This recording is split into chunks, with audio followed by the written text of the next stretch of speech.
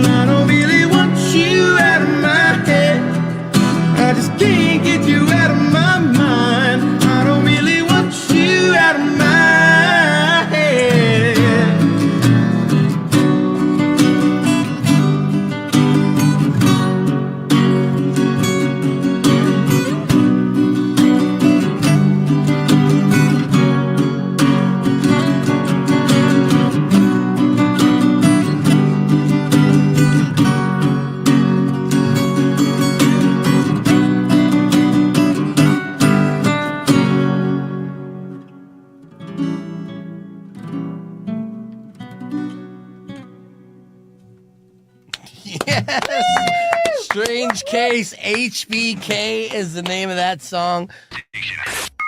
You want it? You got it. Reality radio done right. No nonsense, real and raw, just like you like it. He's corrupt, he's inexperienced, and he lies. Broadcasting from a broom closet in the Arizona Lotus Studios, it's Beef Vegan Presents.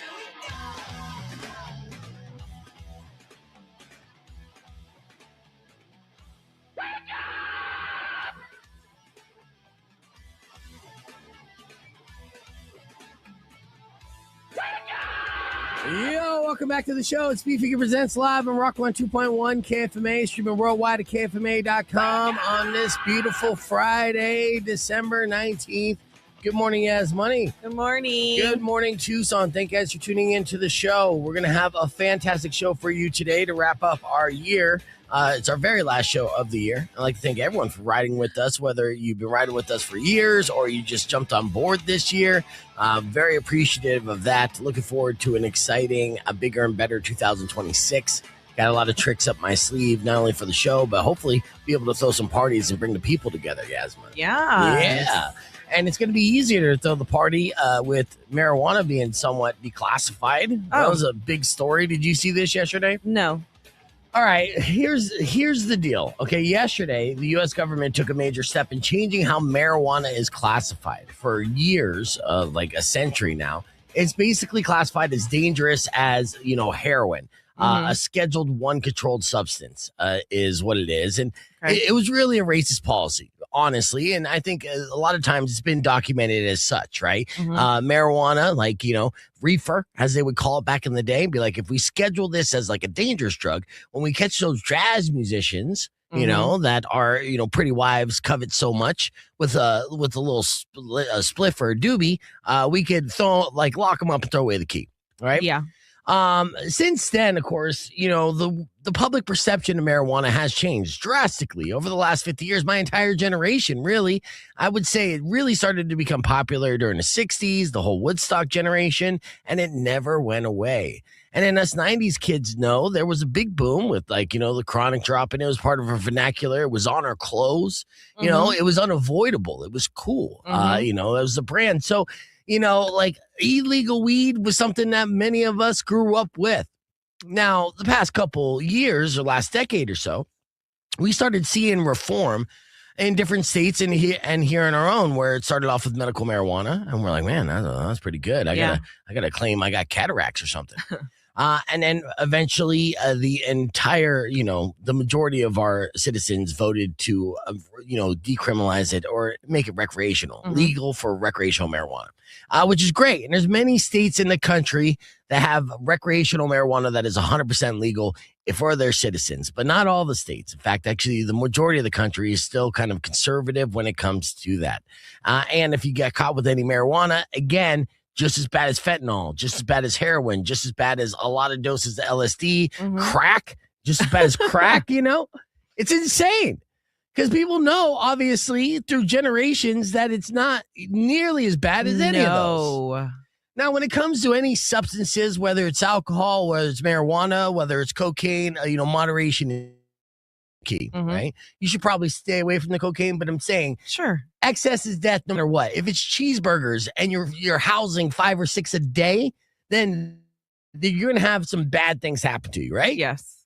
Same thing goes with any substance. But them decriminalizing that, or at least moving it from a Schedule 1 controlled substance to a Schedule 3 controlled substance, actually does do some benefits, okay? Now, it doesn't really change anything for us here as citizens. It may, help the dispensaries, have a little bit less red tape, maybe make a little bit more money, right? But what it comes down to, basically right now, cannabis is considered as dangerous without medical value as heroin by federal law. But moving it down to this level, the government is saying there is a recognized medical use and lower risk that can make it easier. And this is the most important part. It can make it easier for scientists to study marijuana's potential benefits. And of course, also the hazards. Also for doctors to understand how to use it. It might eventually ease some financial and regulatory burdens on cannabis companies, though recreational use remains illegal under federal law unless separate legislation changes that. So I was seeing publications like High Times and my stoner friends quasi celebrate this because this is a step in the right direction. I will say this, though.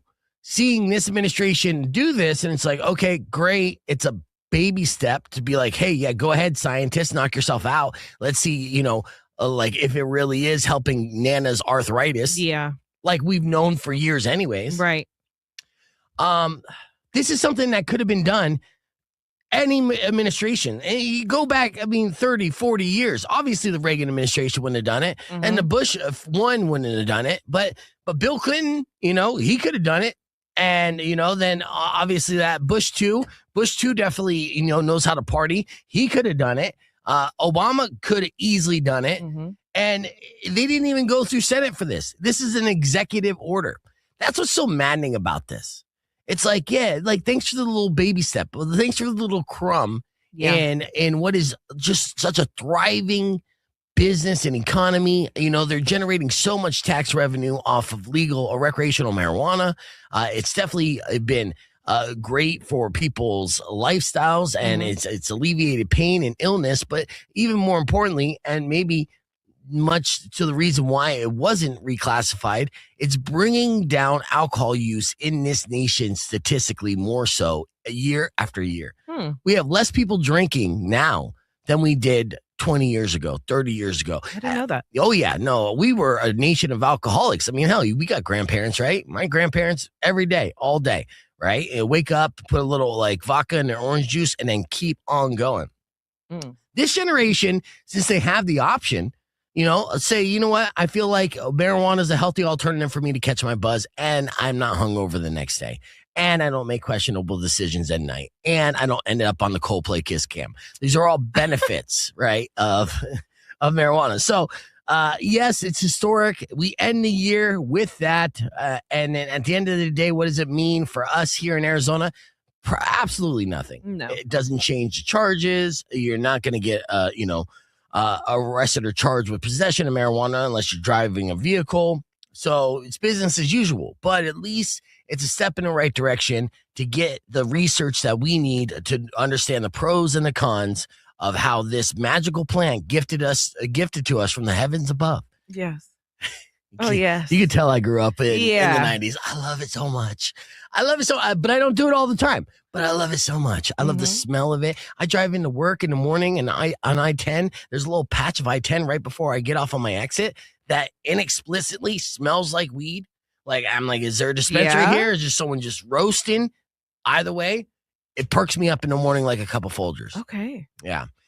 So that was our top story that happened just in the last 24 hours. We're ending out the year with at least, reclassifying the dangerous marijuana to the less dangerous. It might give you, it might help you gain weight kind of drug. So, yeah. Did I educate you so far this morning? A little bit. Nice. I didn't even mean to, dude. All right, we got a great show lined up for you today. Lots of tickets to give away. Of course, we're going to be talking about the Arizona Bowl because that's happening on the 27th. And you know who's hosting that? Is it Snoop Doggy Dogg? Snoop Dogg. And you know what? I hear a rumor that he may be a proponent of marijuana. Yeah. There's no way. Yeah, I think so. And honestly, I think he built an entire empire off of it. So I think Snoop Dogg might be a little happy about this regulation. Or I don't actually think he cares. I don't think marijuana laws have applied to Snoop Dogg in about 25 years. No. So we're going to give away tickets for that. But first, why don't we kick it off with a 4-pack of tickets for your Tucson Roadrunners. This game is going to be on Saturday, the 27th. It's going to be Peanuts Night, Charlie Brown Peanuts Night. Then if you get there early enough, you get yourself a special Roadrunners Peanuts blankie. Which would be super nice. But if you want that 4-pack of tickets for free, it'd be my first winner this morning. Caller number 10, 600 KFMA, 605-362. We got your morning moron coming up next, and Beef Vegan Presents. Keep it right here. It's Rock 102.1 KFMA, but you know the name of the show. Let's go!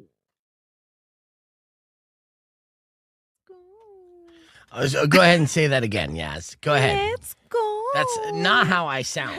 That's how you sound to me. That's crazy. Let's go. Let's go Tucson. You know how you sound like to me? Like the Grinch? No, you sound like an angel.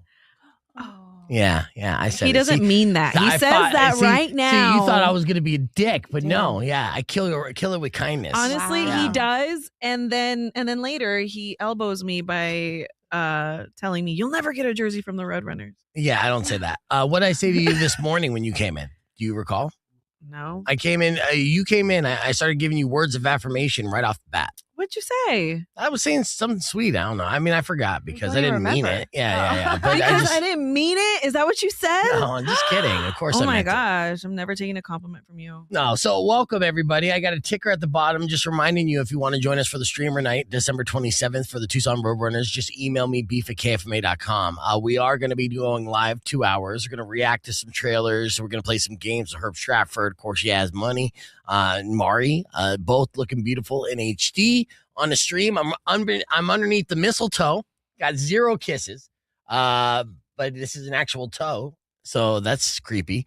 And I understand. Why would you want to kiss that? But that's a gift from the oddities market in Tamara yesterday. So, but this is our festive Christmas show. So I was like, there you go. Here's your Christmas decorations. Boom. Now we're fully themed. Had I known, I would have been in my Santa suit. I would have came in my Santa suit. You have a Santa suit? Yeah. Oh, nice. You like sexy Santa? Yeah. Awesome. All right. Well, next year. Put it in your notes. So there's hope as a Google that I'll memory. be here next year. Yes, there's hope. Rocco on 2.1 KFMA. Welcome back to Beef Vegan Presents. Of course, it is our end of the year show. There's a lot of like cleaning out our proverbial closet as far as our emails and things like that before we, call it a year. And with that, let's do another edition of Confession Sessions. These are emails sent to weirdo@kfma.com. We hack our emails. These are anonymous confessions. And then maybe we'll give you some unsolicited advice or usually confess something about ourselves, and it might jar like the memory. So with that said, what's the first anonymous confession you got this morning here, Mari? Okay, I slept with my office manager after the holiday party and blamed the hangover for why I couldn't come in Monday. She approved my sick day. We haven't spoken about it since, but she schedules me for every holiday shift now. I think that's her way of processing. Processing? No, that's her way of getting it back. That wasn't a good night. No, that was a good night. Like scheduled for every holiday. It's like I'm working, you're working, no one else is working. No, it was after the holiday party. Yeah. They did it. Yeah. So And now the holidays are coming up, so like it looks like she wants another round, bro. Yeah. That's what I could see that. It happens. And is it awkward? Is it weird? You know? Well, yeah, because he clearly has no idea what's going on. Nah, I don't know. I slept with a manager before back in the day and stuff, and then things were all platonic afterwards. I mean, there was a little bit of I remember this. Okay, but there was a period of I said back in the day. This is pre you. All right. Yeah. No, wait. Because it's pre you. You need a confession?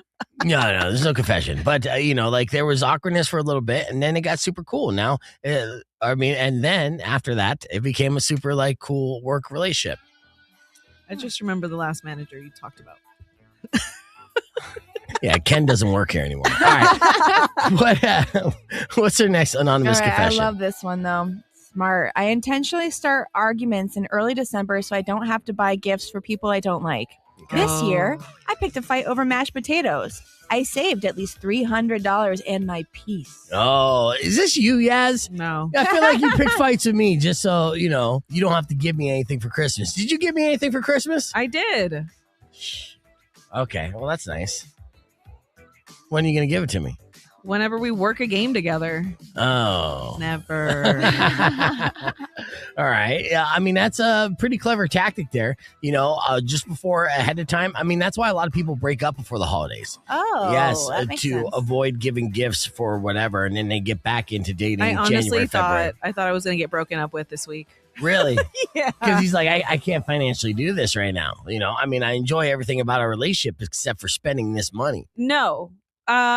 It was more of he really gave me some brutal advice and basically was like, you're complaining too much and you're being negative. And I was like, oh my God. Oh, did he just meet you? I'm sorry. Give us another confession here. Okay, I've been telling my kids Santa is watching extra closely because I don't want to parent during winter break. Okay. One of them cried and apologized to the elf on the shelf. I feel bad. Not bad enough to stop. Yes. You know what? Sometimes that's how you do it. You got to traumatize your kids and make them stronger people as adults. A little bit of trauma creates greatness. I'll be honest with you. No one that ever did anything great came from a perfect little upbringing, right? Yeah, the lowercase t trauma. Yeah, lowercase t, not hard trauma. Yeah. Because I mean, there's look. Sometimes if there's no trauma whatsoever, then your kids could grow up to be like Nick Reiner. Yeah. So traumatize them a little bit. Too soon. Yeah, it was too soon. I felt bad about it. All right, one more confession. We'll wrap things up. Last year I said I couldn't make it to Christmas dinner because I tested positive. I didn't. I just didn't want to see my ex who was also invited. I spent the day hooking up with someone I met on Hinge named Chris. I told everyone I had COVID. Technically, I still got something contagious. Oh. Wow. No. Well, you know what? I think you should clarify in these emails right out the gate what you test positive for, right? What did you think when they said test positive? Did you think COVID right away? Yeah. Oh, okay. That's what I thought. Right away, but then it looks like they got something a little more serious. Yeah, like COVIDia. No. Yeah. Yeah. So, hey, you know what? Excellent confession. Yeah, keep those salacious confessions coming, and we will read them anonymously. It will help you get it off your chest, and then you don't have to carry that burden into the new year. No. we'll hit the reset, but we'll keep it moving on our podcast broadcast as we are live right now, youtube.com/beefvegan. There, I'll play you the most anti-Christmas song ever, or at least that's the question that I'm going to ask you. I can't play it on the air because there's so many expletives, but it's a super fun song that I want to share with you guys real quick. You can join us, youtube.com/beefvegan, or keep it right here. We'll be back after music from Korn on Rock 102.1. All right, so far, Whamageddon, doing great, right? Haven't heard Last Christmas. Stoked about that. Yas Money is still in the running as well. Mari eliminated herself almost immediately. Rico is out because of Rick. Rick, basically took him out of the game. Kendall's out because she's, walking around Sace and she got whammed there. Emil's been out, so it's really just down to me and you. And whoever is the last person standing will get the $100 cash jackpot. So I've only heard the Cardi B one. Huh? There's no $100. Yes, there is. No, there's not. Yes, there is. I was never told this. I would not have gotten whammed had I known. Yeah, well, you effed up. We all had to put in $20 and stuff, and that was the deal. So, yes. You're a terrible liar. All right, let me just share this real quick. Wow. I know. I was like, keep the charades up, bro. All right, here we go. $100. I need money. We need money. Okay, so we get paid. this Christmas song is appropriately titled "I'm fucking tired of this fucking shit." That's funny. Yeah, it is. Dude, funny. you're on the air. No, I'm just kidding. No. Oh my god. I was like, no. I know. Well, I'd hit that dump real quick. All right. Oh, you said quite a few though. Would it be able to dump all that? Yeah. It was lumped in. Yeah, it's when it's spaced. Yeah. All right. I am recording now, so I'll stop that right now. Confession session, and here it needs edit. Put that in notes for 8 minutes of pissed. Yeah, 8 minutes of pissed is that's a whole nother. That's how I'm gonna end my new year. Yeah. All right, let's listen to this song. Is this the new? Is this the next great anti-Christmas song? You be the judge. I'm fucking tired of this fucking shit. I'm fucking tired of this fucking shit. I can't believe how fucking tired I am of this fucking shit. I'm fucking tired of this fucking shit. Okay. I'm fucking tired of this fucking shit. I'm really fucking tired of this fucking shit. I'm fucking tired of this fucking shit. Okay. I'm fucking tired of this fucking shit. I'm absolutely fucking tired of this fucking shit. I'm fucking tired of this fucking shit. I'm fucking tired of this fucking shit. I'm positively fucking tired of this fucking shit. I'm fucking tired of this fucking shit. I'm fucking tired of this fucking shit. My soul right now, but yeah. Okay, then, you hate it so much because it's AI. I get it. yeah, because that's a good jam. I know. It's really appropriate for the season. I know. Here's another one that I saw. Let's see if I could find this on Instagram real quick. I woke up this morning and I saw this. I'm gonna search it here on the gram. There was a country band, a pretty big country band, to be honest with you, who did a reimagination. I found it right here. This is great. A reimagination of Baby It's Cold Outside. Now, of course, the argument with Baby It's Cold Outside, the song with Dean Martin and everything, is that it's a really rapey song. Is this the live one where? Hold on, yeah. So, the argument is that it's a real rapey song and stuff. So they like, what if we modernize this and the guy is not rapey whatsoever and is very like understanding. Yeah, this is great. 1.1 million views just on this one. So this is the one we're gonna play. Check this out. You're gonna love this, Mari. Yes. It's not AI. Okay. I got to go away. That's fine. This evening has been so very nice. Okay, great. Good. I thought it was good too. My mother will start to worry. You live with your mom? My father will be pacing the floor. Wait, how old are you? So really I'd better scurry. The app says you're 29. Well, maybe just a half a drink more. No, you need to get out of my house. I'm freaking out. What What are they gonna think? Say what's in this drink. She made the drink, neighbor. She made the drink. I wish I knew how. What? Oh my to God. break this spell. Oh my God, I'm going to jail. I ought to say no. No, this can't be happening. At least I'm gonna say that I tried. You haven't even moved. You're not even trying to I leave. really can't stay. I'm calling your ass an Well, Uber. baby, it's cold out. There you go. I'm gonna replay it here. It's too good not to. So, all right. Rock 102.1 KFMA. Welcome back to Beef Vegan Presents. We're just playing this. I got to do a DJ replay instantly because this morning I came across this video, but you came across this recently as well, right? Yeah. There's a band out of LA. It's like a country band, a duo called the Doohickeys, right? And they just, it's the travesty in this video here is you're seeing a bunch of LA faux cowboys not even paying attention to what is an amazing reimagination of Baby It's Cold Outside. And you probably saw this as well, if not tearing this up, because you're going to love this. Now, again, the initial argument of Baby It's Cold Outside is that it's a very rapey song. This is a very 2025 appropriate version of Baby It's Cold Outside. So check this out. Really can't stay.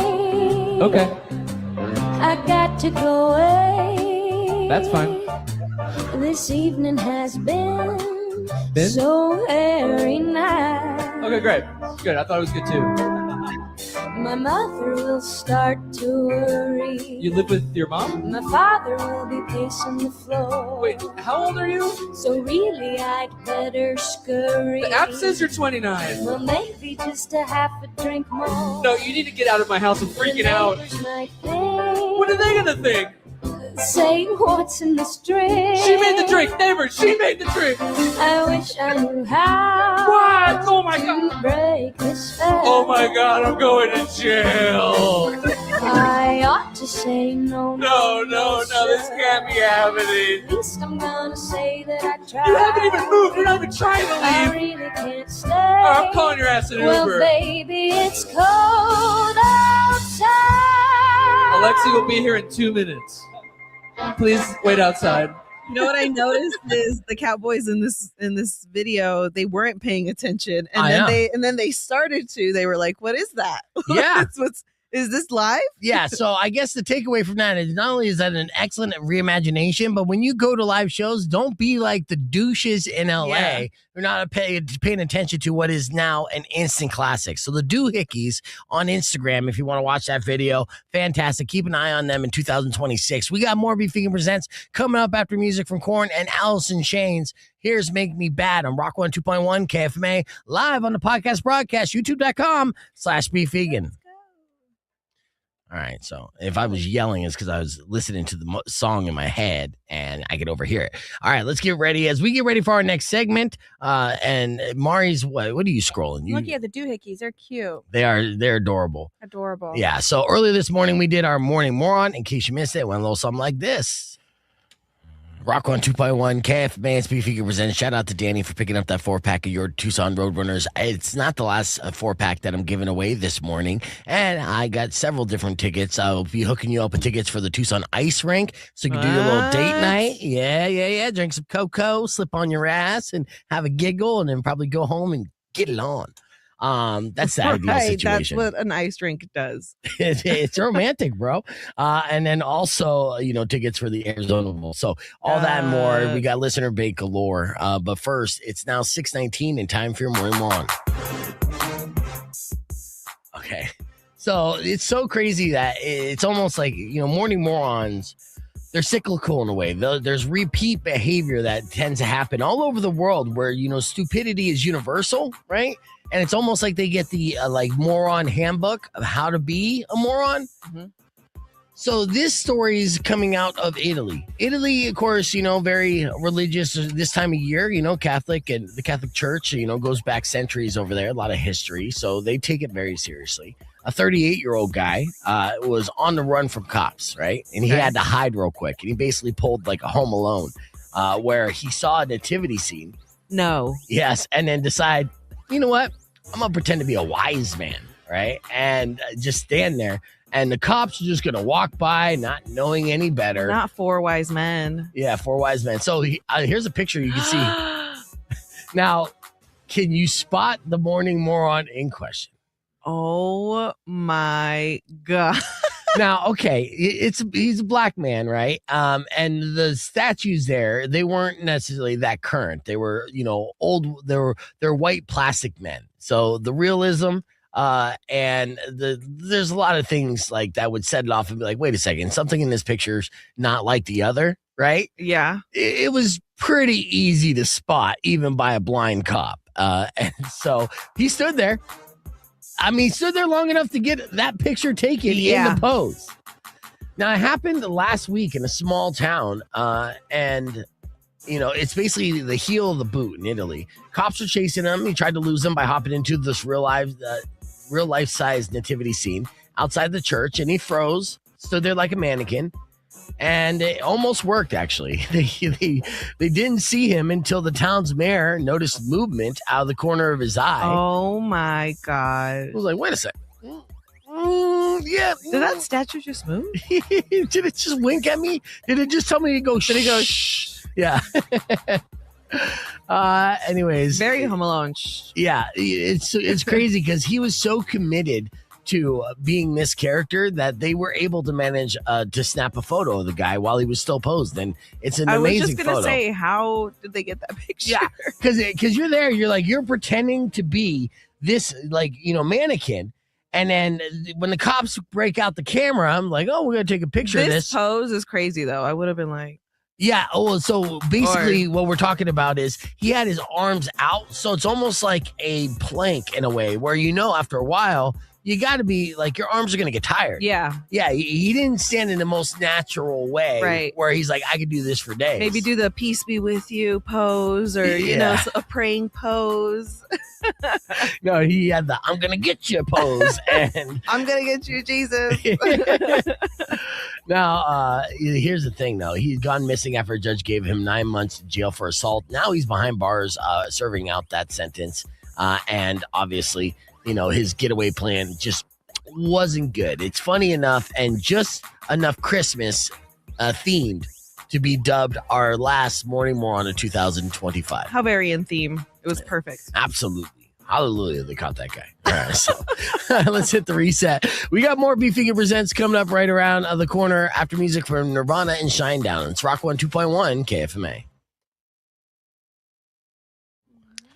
Oh, we should be having the Herb Stratford in here soon enough. Herb? I bet you he's not going to be until 9. Well, you know what? I thought he liked you, but maybe I'm wrong, He's a busy guy. Is he, though? Yeah. Busy not watching the movies he should be watching. Yeah, he's busy just watching TV. I'm busy, too. What am I doing on my Christmas vacation, you ask? Herb Stratfording is what I'll be doing. I'm going to tell him. Yeah. I started slowly working out again, which is good though. Wow, so, you really went to the gym? No, I have a home gym set up. So did you cancel your membership? No, I'm still spending way too much money a month. I spend like $500 a month on the gym. I've literally been there once. Dude. I know, and it's been a year. You need to cancel. It's been over a year. No, because I might be going back soon. No, save your money. Save it. It's been what Mari is saying is that you'll never be a gym rat. He just said he has a gym. He has a You'll home never gym. be a gym rat. I have some home weights, right? And I have a yoga mat. And so I've been doing, And you know what? And when he lays on the floor, he said the other day, he's like, I'm already here. Might as well do some crunches. Yeah. Yeah, okay, that is like my push-ups and stuff. And honestly, you can feel my pecs are pretty spectacular. Okay, can I please cancel it for you? No. And you can cancel my Audible because I'm not using my Audible at $16 a month. I'm going to cancel that.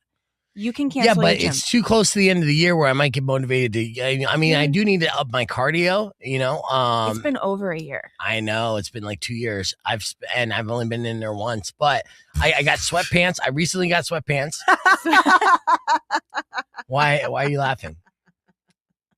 What does that have to do with the gym? You go to the gym in sweatpants. You can't go to the gym in jeans. Oh, you go in like gym shorts. Oh my gosh. Oh yeah, shorts too. But I don't want to show. My legs are a little pale right now, so sweatpants. I finally got sweatpants. Yeah.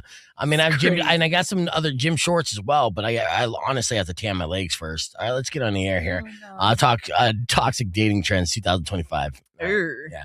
Rock 102.1 KFMA. Welcome back to Beef Vegan Presents, hanging out here with Yas Money and Mari. And of course, 2025 is coming to an end. And this is somewhat of a year in review show. So here to give us the top toxic dating trends of 2025 to make us feel glad that we're not single is Yas Money. Yas, what are some toxic dating trends that caught your attention this year? Man, I mean, okay, so first off, the soft launching your new person, to make your exes nervous. So you post the mysterious hands, the shoes, or like drinks to just, it causes enough like scandal, Yeah. I do that. I did that.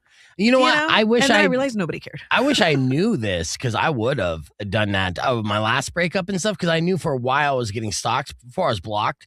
It was a stalk then block, right? Mm-hmm. And I could have and should have, honestly.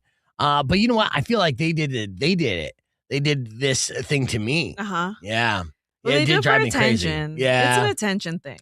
Okay, these are not healthy ways to move on, and I understand that, but I mean, show me someone who moved on after a breakup, after like being in a committed relationship for a long time in a healthy way, and I'll show you a effing liar, right? Because it's tough. I mean, you haven't done through breakups in a long time, but is it not? Yes. Yeah, you go through all the cliche things you shouldn't do, and you should do better, but at the same time, curiosity is going to get you. Yeah.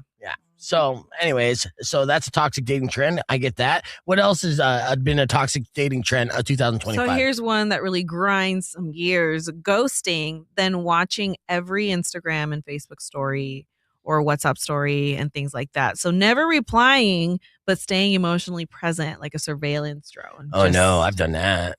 Like, I'm not going to talk to you, but I'm going to view your story. Right. I don't look at me, y'all judgmental, Mari. Again, you're not in the game. You don't know. You don't know what it's like. You would do the same thing. In fact, no, actually, I would not. You have to be stealthy. I'm a professional lurker. Yes. And you cannot look at stories if you're going to ghost somebody because they will see that. Okay. You have to make a It's ghost a punch. account, It's a punch. and then you can find it. I get it done to me too. I've had it done to me as well, But then when I notice, then I'm like, okay, if they're not checking my stories anymore, I'll notice like, oh, they unfollowed. Okay, that was probably a smart move. But I mute people. I don't want to see anymore. It's so weird in the age of 2000. I mean, in the age of social media in general, right? Yeah. I mean, and posting stories for a lot of times, it's real time, like updates of life and stuff. So you kind of get an idea of literally what they're doing. So you are kind of stalking them. Mm-hmm. And I'm sure Beef told us this morning, I don't post in real time. Yeah. I try not to. But so I can see this being so super common to people who are dating. They link up on social media, then they stop talking, but still look at the stories. That is annoying. I get it. Yeah. Okay. What else? So therapy language weaponization. So using words like boundaries and triggers and growth to justify awful behavior in yourself. I feel like, how much of a change are you making if you're using these things, if you're using these words? Yeah. That's true. So a lot of people use words as weapons this year and try to gaslight, and like they're taking the high road, be like, nah, you're not. Yeah, that's shady. All right. Are you getting any other toxic dating trends 2025? I think this has to be the worst one of them all. Okay. So dating someone you don't like just to avoid the dating app. So staying in a mid-relationship because swiping feels worse. Wow. It's hard out there. Yeah. It is hard out there. You know what, though? That like I would rather not. I would rather just continue to be like a man whore and just have casual connections than to fake a relationship or a connection with somebody. So it seems like a waste of time. Everyone's time. Your time, more importantly, right? Yeah. Because then you're missing out on all these fun casual connections. They could be in bathroom stalls. It could be anywhere. You know what I mean? No? No. Oh. All right. Well, there you go. Some toxic dating trends 2025. We're going to hit the reset, keep the conversation moving on the podcast broadcast. But when we come back, your Florida man story of the year. One story of a Florida man stuck out far and ahead of every other Florida man story that we covered this year. And I saved it all year long just to retell you this fantastic tell. And I'll talk all about it next on Beef Vegan Presents. So stick around. Forgetting how to talk a little bit. Yeah, that's exactly how I sounded. As we get ready for that, and well done, Yas. Good job. Let's see. Earlier this morning, okay, so this is a big deal. The woman in the Coldplay kiss cam, Yes. she finally publicly spoke out about the Yeah. incident. So sad. Yeah, and she blamed the entire thing on having a couple of high noons. No. Yes, this is No, the story. High noons, It was not about dude. high noons. Hey, this is what we No, covered. She's saying that she got death threats and it was not okay. No, She made a she did. mistake. She was in a trial separation. Yeah, but what she's saying is like all of that. Her actions were led by Fueled. fueled by 2 high noons. Yeah, here's what we So- talked about, and also gave a warning to all our listeners out there of all the bad things that could happen after a couple of high noons. In case you missed it, it went like this: 2 high noons. I mean, go to the bathroom. I know it's an odd question, but the reason why I ask is because, this year, as we look back at 2025, the monumental pop culture moments, everyone will remember the Coldplay kiss cam, right? Oh, When yes. that happened, of course, that was a cultural phenomenon because how awkward the couple who got caught on the kiss cam reacted when the camera went on them. And then the internet did some sleuthing and they figured out that it was a salacious work affair that was caught. Isn't that crazy? It is a I little just crazy. think it's so crazy that how big it got. Yeah. It was good. Like we know now. We know America likes the gossip. This happened in July, Oh right? my god! And it's still somewhat relevant to why I bring it up and everyone remembers. And of course, all the sports teams emulated it and it made Coldplay somehow relevant. Yes. So that was the thing that made me most aghast and upset about it. But the reason why I even bring it up is because the woman in question, the 53-year-old Kristen Cabot, finally spoke for the first time. Wow. Yeah. And talked about her then boss, astronomer CEO Andy Byron, and how they were caught getting a little too close at the Boston concert.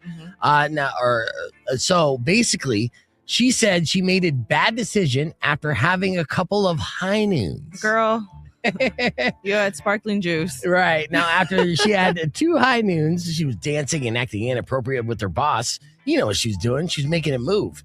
And then the moment went public, went viral, and immediately went nuclear. The fallout was pretty brutal. Byron had to resign as CEO. Cabot resigned shortly after, and she later filed for divorce. So her husband said they were already planning to split before the concert. Okay. Yeah, so it's like divorce was imminent. Yeah. She was rebounding. She always kind of had a crush on her boss. Okay. But she's like an HR director. She knows that's a no-no. But the reality is, people bang colleagues, not here, but, historically speaking. Don't I know it? Right. Okay. So, but, thinking about this and the big takeaway is that she blames it on the high noons. And you're like, yeah, that is just sparkling water, a little bit of tinge. I mean, I'm sure if you knock back the dozen of them, you'll get a buzz. Oh yeah. But high noons are usually what you drink to maintain and not get too drunk. Yeah, no, had you said, oh, I had 2 Cutwaters? Oh yeah, for sure. Yeah. For sure. You ever had a Cutwater? 13% in 1 can? Yeah, no. Remember when I shotgunned the one at your party? Yes, and you woke up wrecked. I know. Yeah, they'll creep up on you. Oof. Okay, so I put together a list of things that can go wrong after a couple of high noons. Okay. So, I mean, this is just a fair warning to everybody out there. Say you wake up in a different state and your phone auto-corrects your name to legend. That's something. There's a tiger in your bathroom and you're somehow allergic to it now, right? Mhm. Think hangover.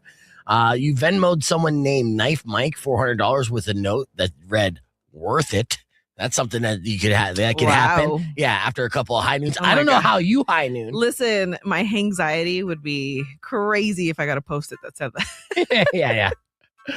You don't remember getting married, but you do remember arguing with the Elvis impersonator. No, with 2 high noons.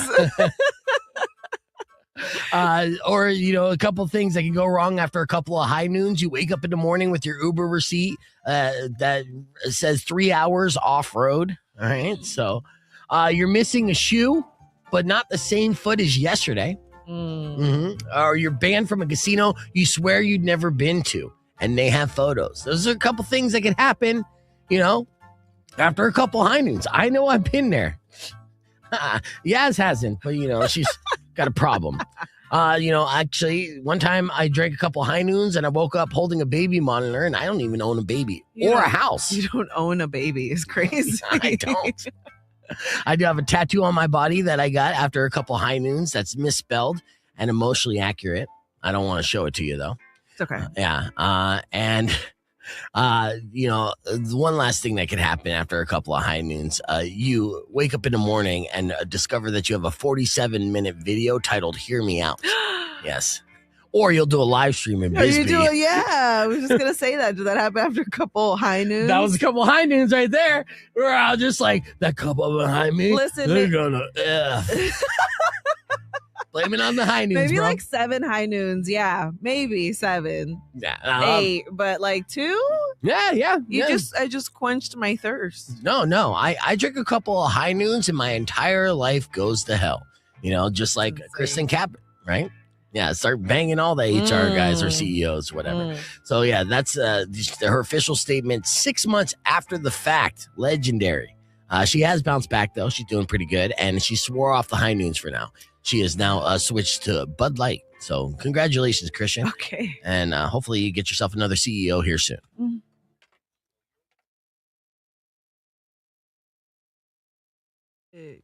All right, we're back here live on the air, and I just want to show this to Mario real quick. Brian says Beast Rap GPTs are better than Limp Bizkit's new song. Oh, I like their new song. Wow. Yeah, well, you should like the Rap GPTs as well, right? Take that, Fred Durst. You could suck on that, Durst. Oh.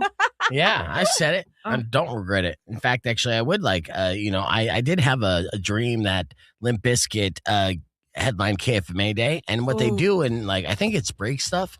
They do their song where they invite a fan on the stage, do the verse. It's one of their songs, and then I dreamed that I was like they called me up You're the on, fan? and I did it, and I did it kill it? better than I did it better than Fred Oh, you did Durst. better than Fred. So the whole Tucson, crowd went wild. Tucson ate it up, loved it, and then we're Oh. like the #1 morning show in this They're shouting your state. name. Oh Beep, yeah. Titties being shown. It's great. Yeah. Oh. Rock 102.1 KFMA. Hey, it's my dream, Yas. You stay out of it. All right. Real quick, of course, the Arizona Bowl is coming up here on Saturday, December 27th. I'll be giving away a pair of tickets for that here shortly. But Yas Money is, of course, a part of the Tucson Sugar Skulls organization. They got an awesome, fun promotion to hook you up, not only for the Arizona Bowl, but for season tickets to the Tucson Sugar Skulls. What's going down, Yas? So we have partnered with the Arizona Bowl, and we are doing this fun in-game interaction called Kick It for Tickets. Kick it for tickets. Nice. So you will be part of this in-game activation in the middle of the Arizona Bowl. So we're having people sign up on our website, TucsonSugarSkulls.com, for you to have a chance to be picked and chosen to kick a field goal during the Arizona Bowl. So like one of their timeouts, we're going to hold this field goal contest.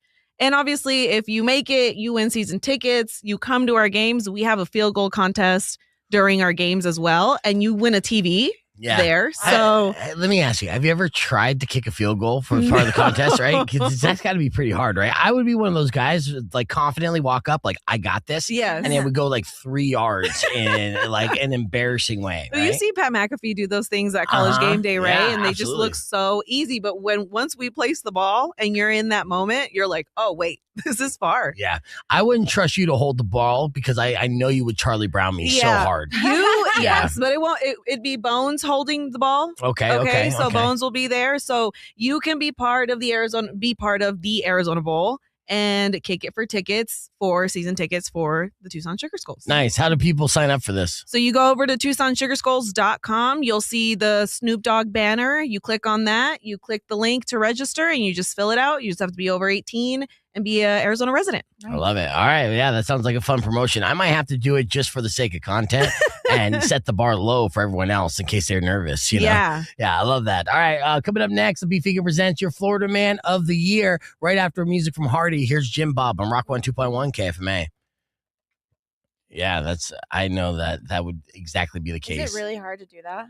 It's not very easy. I mean, it's a job that you would still get like $1 million a year for if you do it at a high level. Like, so do you think there's somebody that can do it though, right? Soccer players are really good at it. Sometimes, I mean, you just gotta. How high can you kick your leg? Oh, not high at all. So I can't. I would. Right. fail Yeah. miserably. And that's a thing. So, and I would attempt to see, now I'm over the age of 40, and you forget this as you get older. No one tells you this when you're younger, They by the don't. way. Yeah. But that when you get old, you don't realize you are old. I mean, other people, younger people realize this, and they'll point it out. And it's always like a harsh reality. You're like, oh, fuck, I am. But then when you do anything, even quasi athletic, right? And you feel it, you hurt yourself, No and you just, Kenzo. yeah. He's thrown out his back like twice in the last month. Wow. Doing Yeah. what? Doing what? Well, the first Yeah. time was like pushing our kid on like a Pushing tricycle. your kid on a Like, he tricycle. was like that. And then it kind of got better. But then the other day he was trying to play some soccer with our kids and some friends. And like literally like now he's all, oh, my back. Yeah, I'm yeah. like, My you're neck such and an my old back. man. Oh. You know, I mean, I did it to myself though, doing push-ups. So I can't knock him. It's hard. Yeah, you hurt yourself Bodies. doing push-ups, huh? Girl push-ups. Yeah. Yeah, see? That was Just- unfortunate. Yeah. My back was like so bad for Oh my days. God. I couldn't get out of bed. I cried. Mm. Oh, Mari. I know. So it sucks getting old. That's what we know. But at least what do we. you do? but though. she can carry those kids. I can carry those kids. She can carry those kids. That's true. Yeah. Carrying them while one's latched on to her boob. You know? TMI. It's not TMI. It's not. Everybody knows. I'm This has fine been with it. a It is what running it is. discussion, and I was warning her years ago. I was warning her before it became problematic. Yeah. I do recall. I remember this. I forgot her name, but I was at the Crescent Ballroom, and it was my buddy Mitchell's baby's mom. And I'm sitting in Crescent Ballroom. It's like, like a restaurant-ish kind of deal, and it's daytime. And she got her young kids, toddler kids. And this one kid who's like 3, almost 4, right? Goes in and busts out her boob right there in the restaurant. Oh my God. That's fine. Yeah, and just go into town. That is not Yes, fine. it is. As a mom, I was eating a burrito. That's You know? okay. No.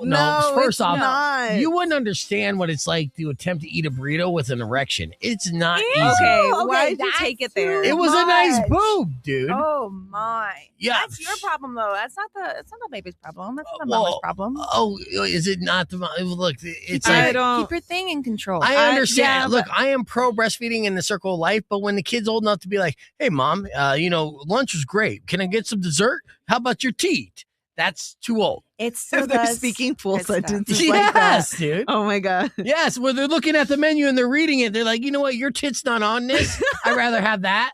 That's too old. No, I don't know. but I am approaching too Anyways, old territory. you get it together, Mari. Yeah. I don't know. I don't know.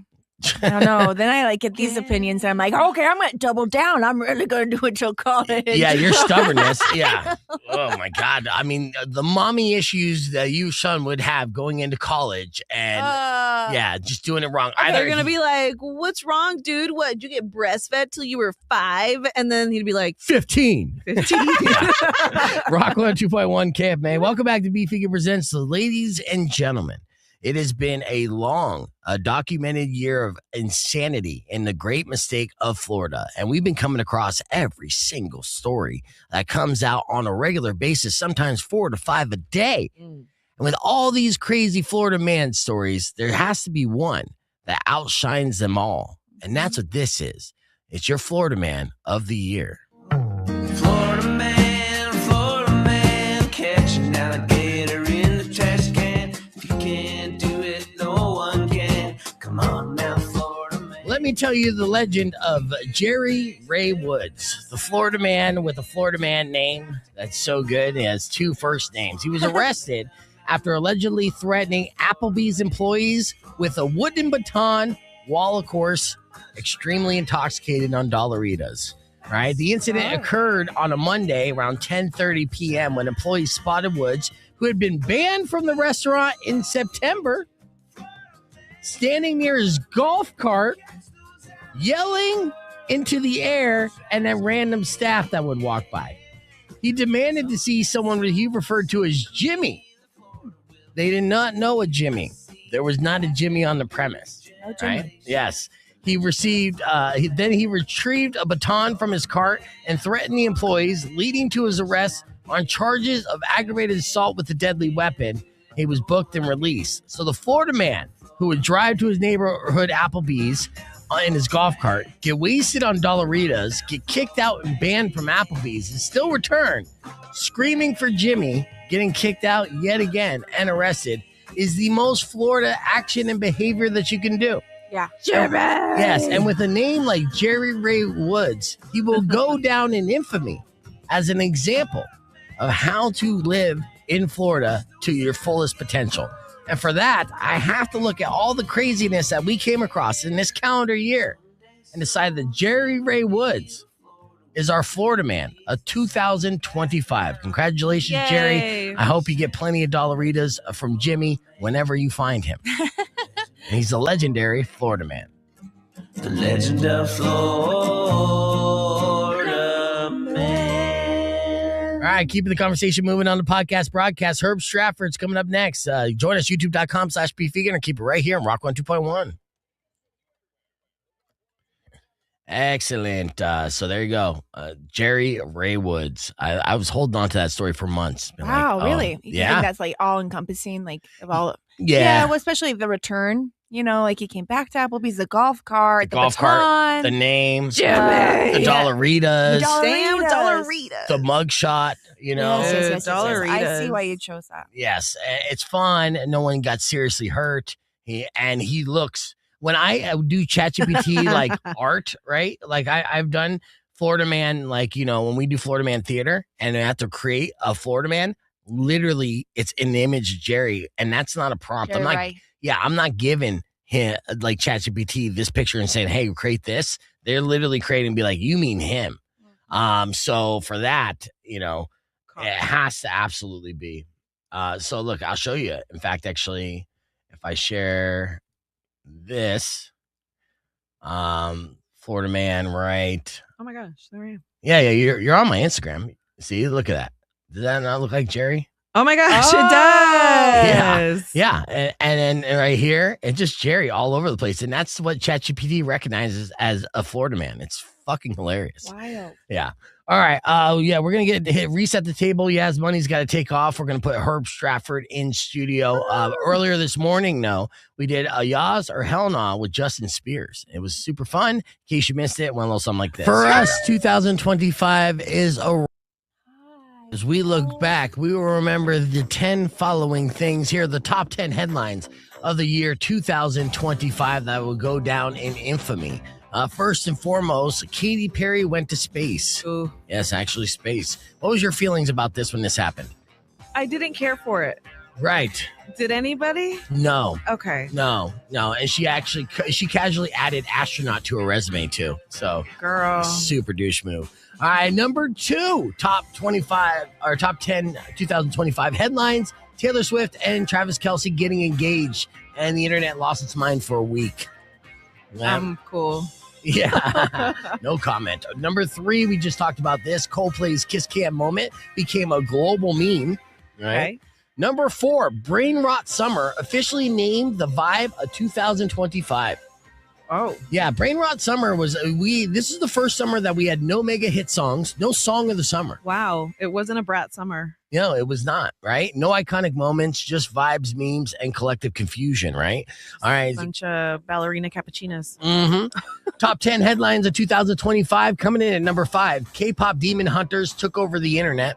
Still haven't seen it. Yeah, neither have I. I refuse to at this point. It became way too popular where like now I'm a hipster, but like, no. Speaking of which, yesterday Hunger Games was trending because apparently the president announced this. Like, I'd never seen Hunger Games, so I don't know if this is good or bad. Games? No, it's bad. He didn't say like to the death or anything. Like he just said, "We're gonna get the best 2 high school athletes." Children? Yes, yeah. I know it is odd. It is odd. I mean, we're definitely living in a bizarro timeline. Yeah. All right, coming in at number 6, top 10 headlines of 2025. Sydney Sweeney's jeans sparked a full internet meltdown. It was one outfit, thousands of tweets. A society barely survived, actually. The jeans are great. Yeah, those boobs are better. All right, number 7, and this actually just was announced this week. Netflix and Barstool changed the podcast game, and they announced a massive deal with Barstool Sports, and Barstool Sports is now going to be airing some podcasts on Netflix. I did hear something like that. iHeartRadio has a bunch of stuff with Netflix as well. Their podcasts are going to go on there as well or something. Well, I mean, I know those podcasts won't be watched by anyone, so that's good. All right. Coming in at number 8 in broad daylight, that the Lever robbery that shocked the world. Yeah. Museum. Yeah, that was huge. All right. I can't wait to see the movie about that. Coming in at number 9, top 10 headlines 2025. AI became everyone's coworker, whether we like it or not. He writes my emails. Yes, he does, and he does a good job. Yes. And the 10th final headline in 2025 that we will remember when we look back on this year fondly and with some sadness and gratitude. John Cena's last match broke wrestling fans emotionally. Did you cry? No. Okay. I was just in shock. Yeah, I wasn't in shock, but, you know, it was. I just watched an interview of Cody Rhodes and him talking. Yeah. And he basically said his storyline was basically that of death, right? And coming to grips with death because it was the death of his career. And then when you look back on that in retrospect, super heavy. Wow. But those are the top 10 headlines of 2025.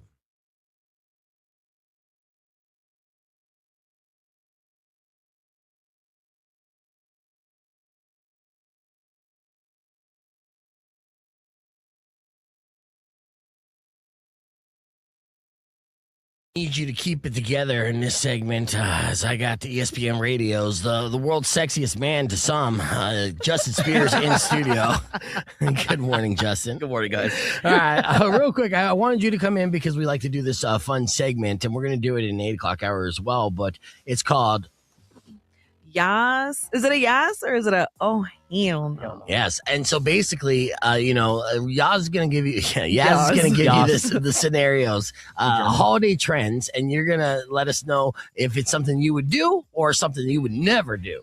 Saying yes or hell no.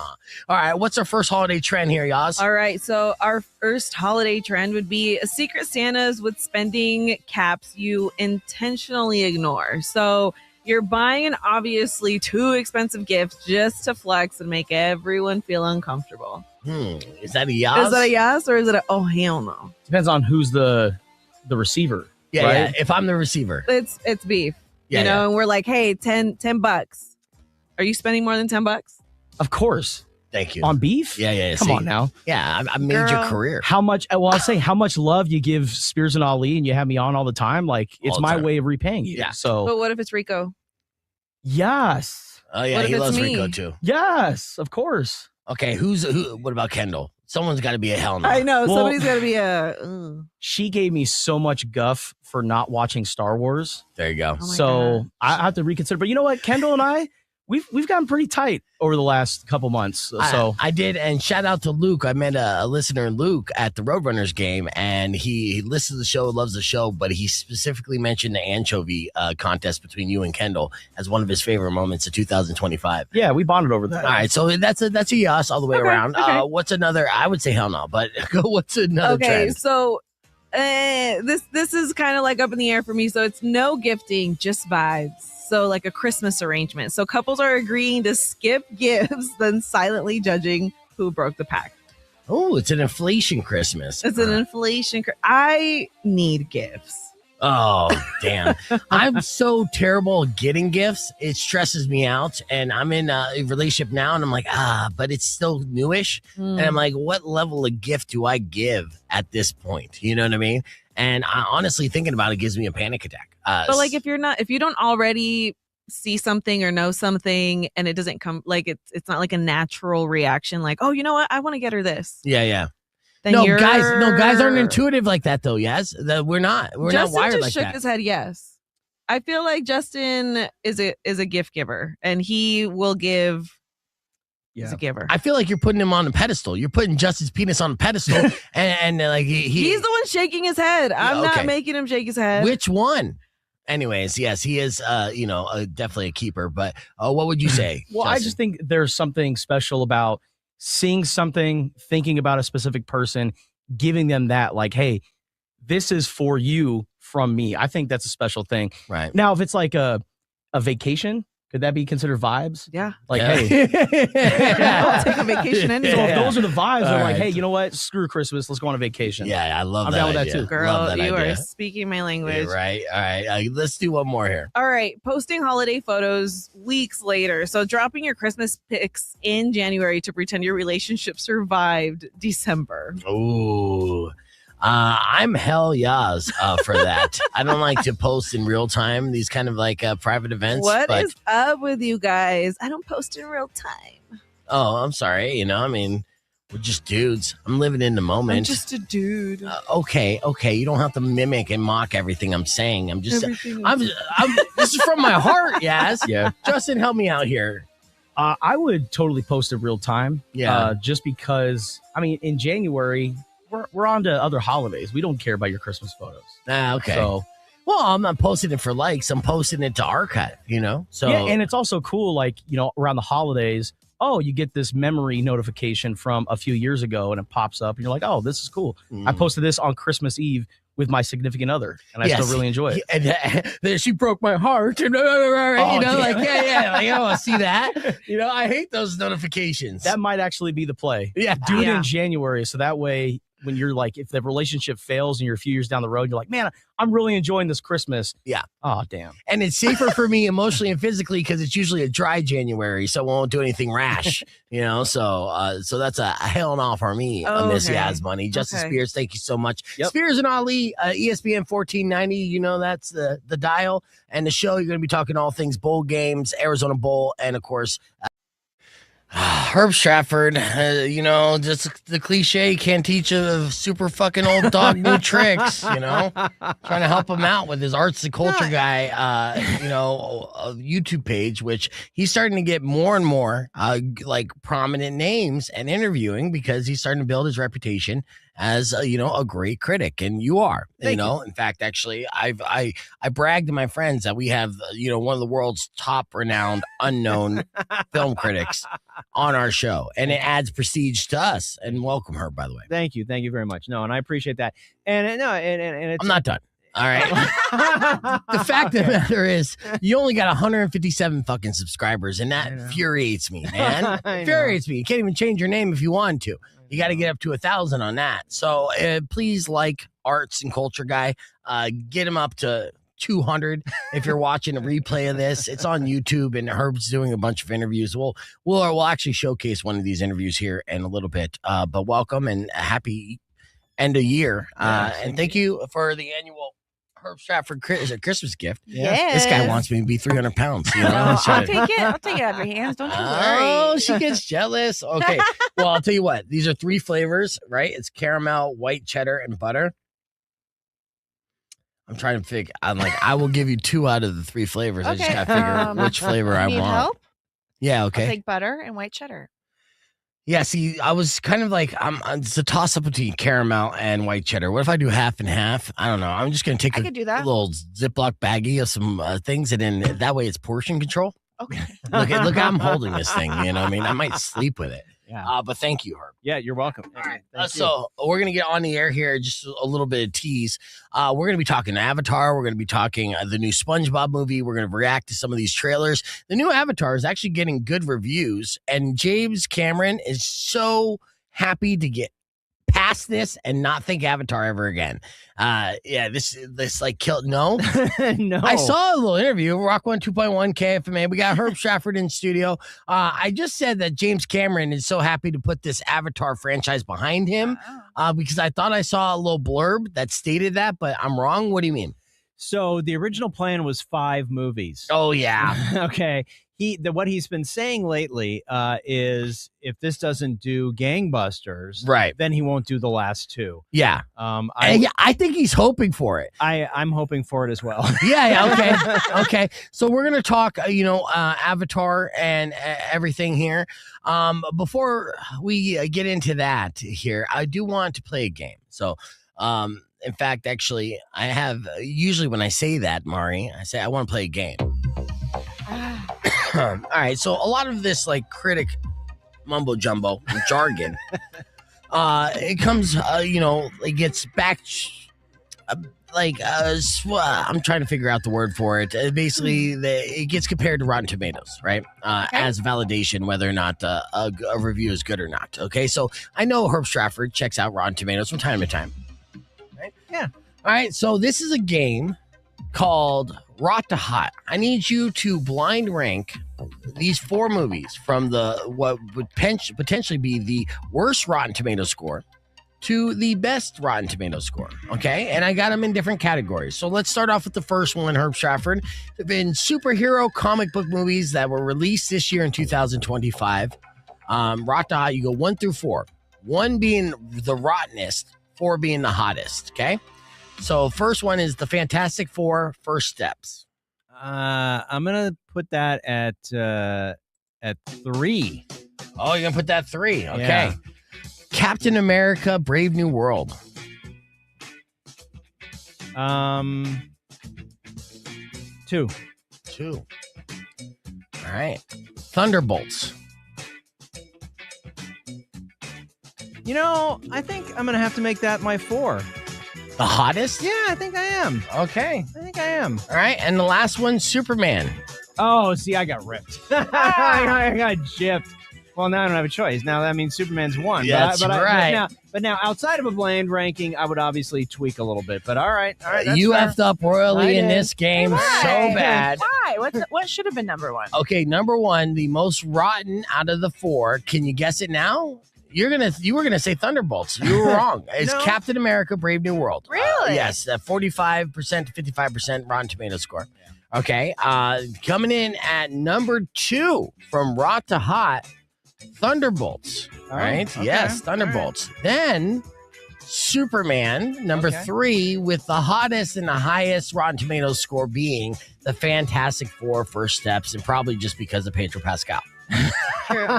But, I wasn't thinking fully about what might be coming because I forgot about Superman. Okay, I understand that. So let's try the second round. And this is your redemption round in the horror thriller category. Okay. You watched a lot of horror films this year? I did see a fair amount. Absolutely. Okay, so from Rot to Hot, so 1 being the worst Rotten Tomato score and 4 being the best. We'll start off with Sinners. Oh, Sinners is going to be 4. I mean, that's just Okay, you love Sinners. Okay, A Quiet Place, Day 1. that's a 1. Really? You're gonna say that's the rottenest of the scores. I Wow. am. Okay. I am. Okay, that's interesting. All right, let's see. Then the next one is Smile 2. That's going to be a 2. A 2. Okay, and that means your last one here, The Strangers, Chapter 1. Yeah, Which I would feel put like there was. at I feel 3. like where's weapons in that list? Weapons. I knew that you were going to ask for weapons, and so I didn't give you weapons. Okay. So yeah. So you're playing the game. Tricky. All right. We're playing a game, Herb, and you're sucking at it. It's true. Here's how this actually broke down. Number 1, with the worst Rotten Tomato score was The Strangers. Herb put that as number 3 with a 30% Rotten Tomato score. Number 2, Herb actually got that right. It was Smile 2. That was mixed reviews, 60% Rotten Tomatoes. All right. And then it was really close between, Sinners and A Quiet Place. But the movie that scored a higher rating, Herb was right. Sinners, which was a fantastic movie. Was it even considered a horror film? I don't even know, right? It was a little bit vampire, a little bit, like racism movie. It was a great film. So watch Sinners. All right, here we go.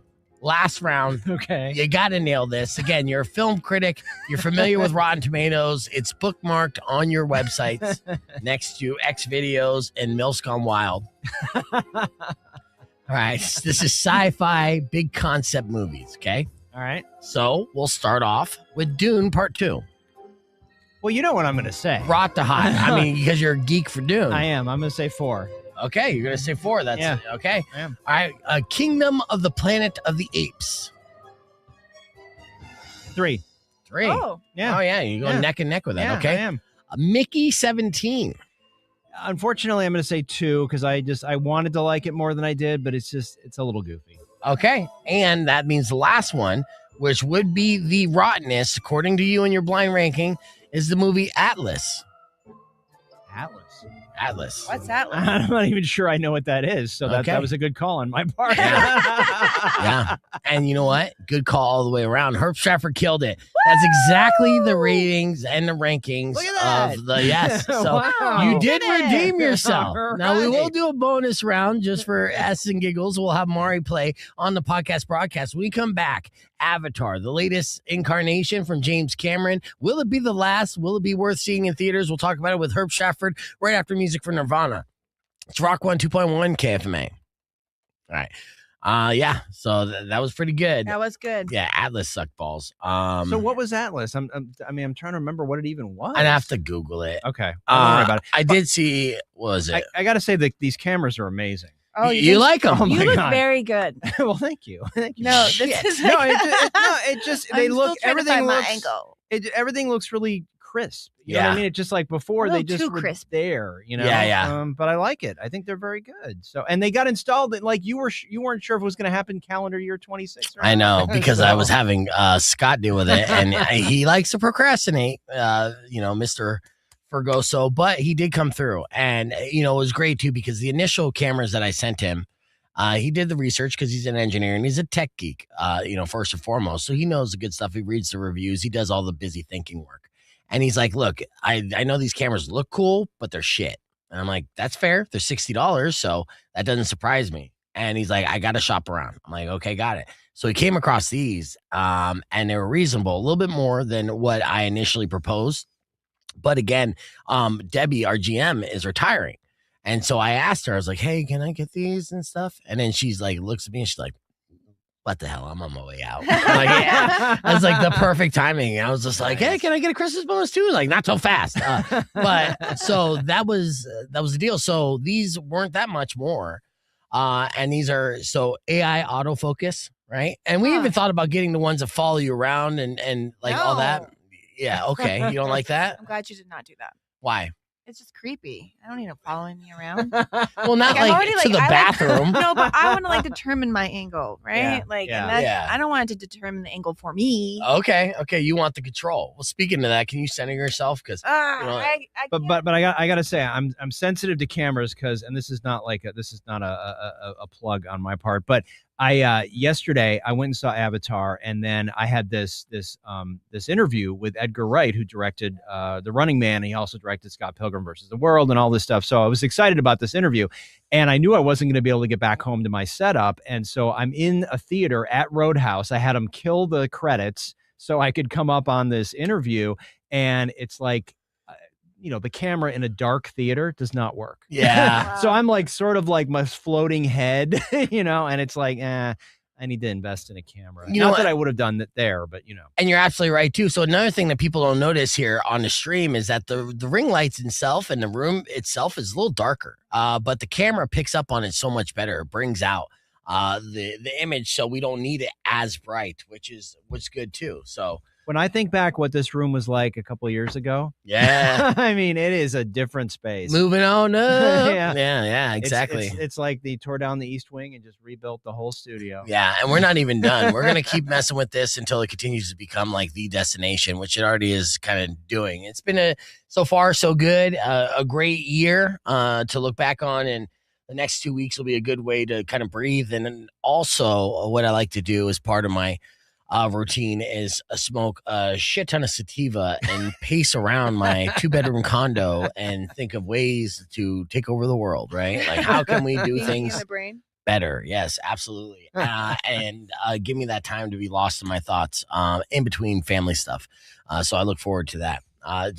Look, I'm not letting you off the hook yet, Maury. Rock 102.1 KFMA. We will do your blind ranking game here in a little bit. Oh, it's okay. No, I'm not letting you off the hook. You're going to do it. I'm good. No, you're going to do it. You're not going to do it now but I will have you do it with animation. Aha. And yeah, so that's something that's good. Yeah. that screams Maury. Yeah. But first and foremost, let's talk about big movie releases, as I don't think it gets any bigger than Avatar 3, but they're not calling it Avatar 3. They're calling it Avatar Fire and Ash, right? Yes, they are. All right. You saw this the other day? I did. I saw it yesterday. It's 3 hours and 17 minutes. Did you wear your diaper? Pack a lunch. Yeah. Wow. Yeah. And I mean, so here's the thing. never discount James Cameron. I mean, for everything that he's done, he's brilliant. He's been to the deepest part of the world. The Mariana Trench. He's a genius filmmaker. I feel like we finally hit a brick wall on Avatar. I feel like there's really nothing new here. The last one, The Way of Water, right? That was new because we were out of the jungles, we're in the water, and it was sort of different creatures, different people, all that kind of stuff. This introduces sort of the first evil Na'vi people, the fire and ash people, right? Oh, there's evil? Yeah, there's evil people. No. And of course, Jake Sully, Sam Worthington, and Zoe Saldana, they're trying to find a place. You still got Quaritch chasing them, which is the Stephen Lang character, who is, of course, now in an Avatar Na'vi body. So he's a big blue mean guy. It just feels like this is some of the same stuff. I mean, yes, there's cool visuals, and yes, it's a nice family story and whatever, but I don't feel like he's breaking any new ground like he did with Terminator 2 or he did with Aliens. I just don't feel like, and maybe that's because he's never made a third movie in a series. Right. So, and this was initially a project that they said, hey, we want to make 5 of these. Yeah. And he signed on for it, but I feel like he gave himself fatigue and he's over it. And is it kind of showing in the work now? I don't think it's any less amazing on screen. It's just I feel like we've seen it all before. And he's the one that said, I want to do 5 of these. Because originally it was like, oh, like you're going to do a sequel after the first one. He's like, I'm not doing a sequel. I'm doing 5. Right. And then I think now, to your point, I think he's realizing, I've just spent the last 12 years of my life or more on this stuff. Maybe it's 15. Yeah. And he's just like, maybe I should do something else. So, right. As I get like older and older and like mortality kind of sets in, we're like, I don't have forever. And do I want to have the last quarter of my life be 100% dedicated to this blue project, right? Yeah. And also it's just, I mean, think about what it takes for these folks. I mean, the cast, they have to move to New Zealand for a year to make a movie. I mean, that, that's a big commitment. Right. Even with the payday, it's just like, I hear New Zealand's beautiful though. Yeah. Well, and actually I think he sold his place in LA and he now is a resident of New Zealand. Yeah. Wow. He was Canadian. He was never everybody thinks he's an American director, but he's actually from Canada. Ugh. And yeah, No, I love Canadian. He has left. So he has a compound in New Zealand. So yes. All right. Yay. So as far as Avatar Fire and Ash, it's more like Fire and Trash. I would say if you're a fan of the world, go check it out because you need to see it on a big screen, right? Right. Don't wait for this one at home. You need to go experience it. It's very cool visually, but you're not going to walk out just going, "Oh my god," which is what we did on the first one. Well, you're gonna say, "Oh my god, I gotta go to the bathroom so bad." Why there's that. so long? Right. Why? It feels I can't indulgent. take my kids. And that's the Yeah. thing. What's crazy about the Avatar series is that if you add them all up and you divide them equally, that's 5 right there. You're probably So right. you're done, son. You don't even need anymore. I mean, do a Netflix series already. You know what I mean? I just don't know where he goes after this, to be honest with you. You know what I mean? It's just like, who's the Navi of the week that we're going to interact with? Right. Yeah, I get it. All right. Well, there you go. So that's the good and the bad of Avatar. We're going to continue the conversation on the podcast broadcast there. I'm going to throw a game out Mari's way. We'll be back with more, including releases of SpongeBob. He's got a new movie coming out. Is this thing on the Housemaid? And we'll talk a little bit about Fallout Season 2. So stick around. It's Rock 102.1 KFMA, the podcast broadcast. All right. So there's that. With that said, Mari, you feel confident? Confident. Good, because I want to play a game. All right, blind rank this from rot to hot. Okay, rot's number 1, right? Yes. No, yeah. Rot's number 1. Hot's number 4. Hot is number 4. Okay. All right, now these are animation family movies that came out in 2025-ish, right? Inside Out 2. Number 3. Number 3, she said with a weird accent. Zootopia 2. Number 4. Oh, you're going to say that's the hottest, huh? Oh, yeah. Okay. Kung Fu Panda 4. We'll go with... Wait, I only have 2 more, right? Mm-hmm. Could that be 1 or 2? Decisions. That's right. I assume you've seen all these movies, huh? I want to go... I don't know. I just love Jack Black, so I got to go 2. Okay. Okay. I'm saving that number one spot. That number one spot would be Despicable Me 4. Notice how this year, 2025, everything's a sequel or reboot. I mean, we have the fatigue on that. I had a piece I didn't even get to this week as I was kind of trying to do like year in review stuff. And a lot of it was just like, God damn, we ran out of ideas in 2025. They're fun though. No. I love Despicable Me 4.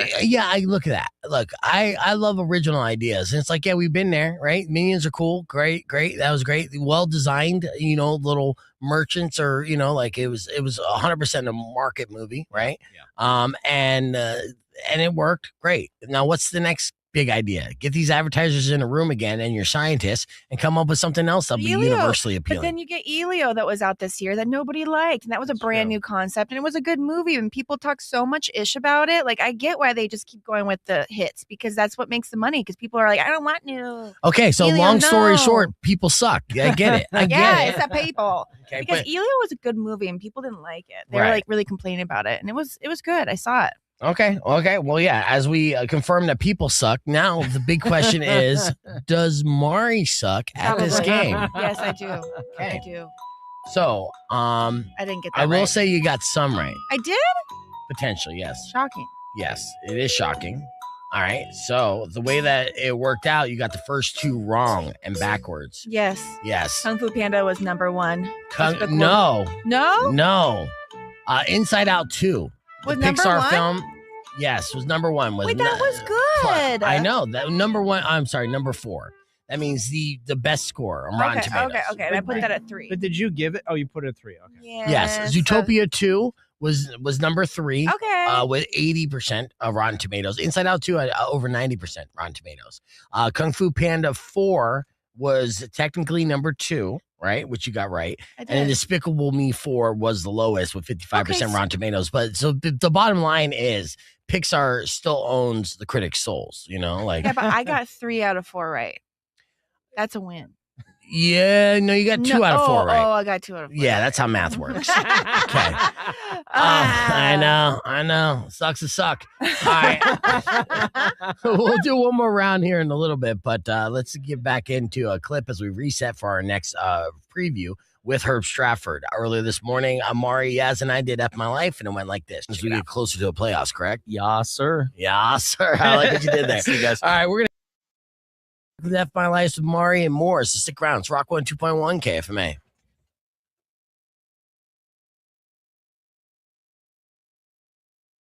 Something that got you fired from your job? I just get stupider. It's fun being stupid. Don't hide this in vain. Let us laugh at your pain. Call 600-KFMA right away. I promise we won't embarrass you. Because Beef Vegan presents F My Life. F My Life. F My Life. Yes, it's time for your final F My Life of 2025. These are unfortunate emails sent to me at beefvegan@kfma.com, subject line FML.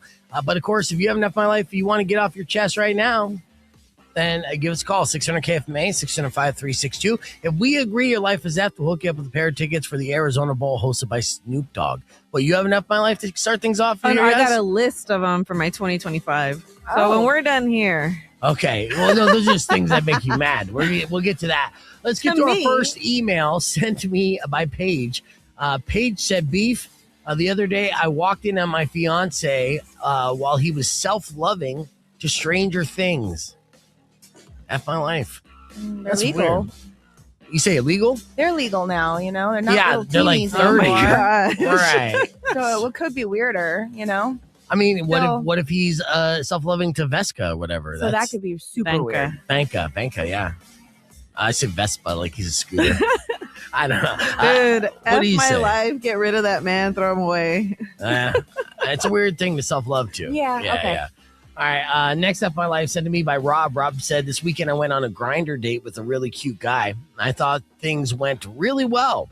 When he dropped me off at home, he told me not to text him anymore because his wife might get mad. One of those. Ooh. Yes, F My Life. What do you say, Yas? F My Life. All right, what do you say, Mari? Yeah. All right. Yeah. Yeah, are you thinking to yourself, what was my husband doing on Saturday night? Oh, Don't yeah, worry. I'm a jelly belly. I'm sure it wasn't your husband. All right, next up on life sent to me by Monique. Monique said, I had a customer scream at me for ruining their child's birthday party. They had bought a pinata from me and didn't know they had to fill it themselves. Girl. The kids had hit it open and it was empty.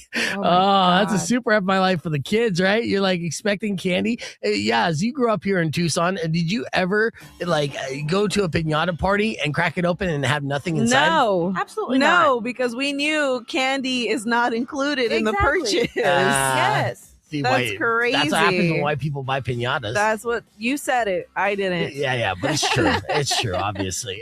So F my life, what do you say, Mari? Yes, that's insane. Yeah, all right. Fair enough. All the way around.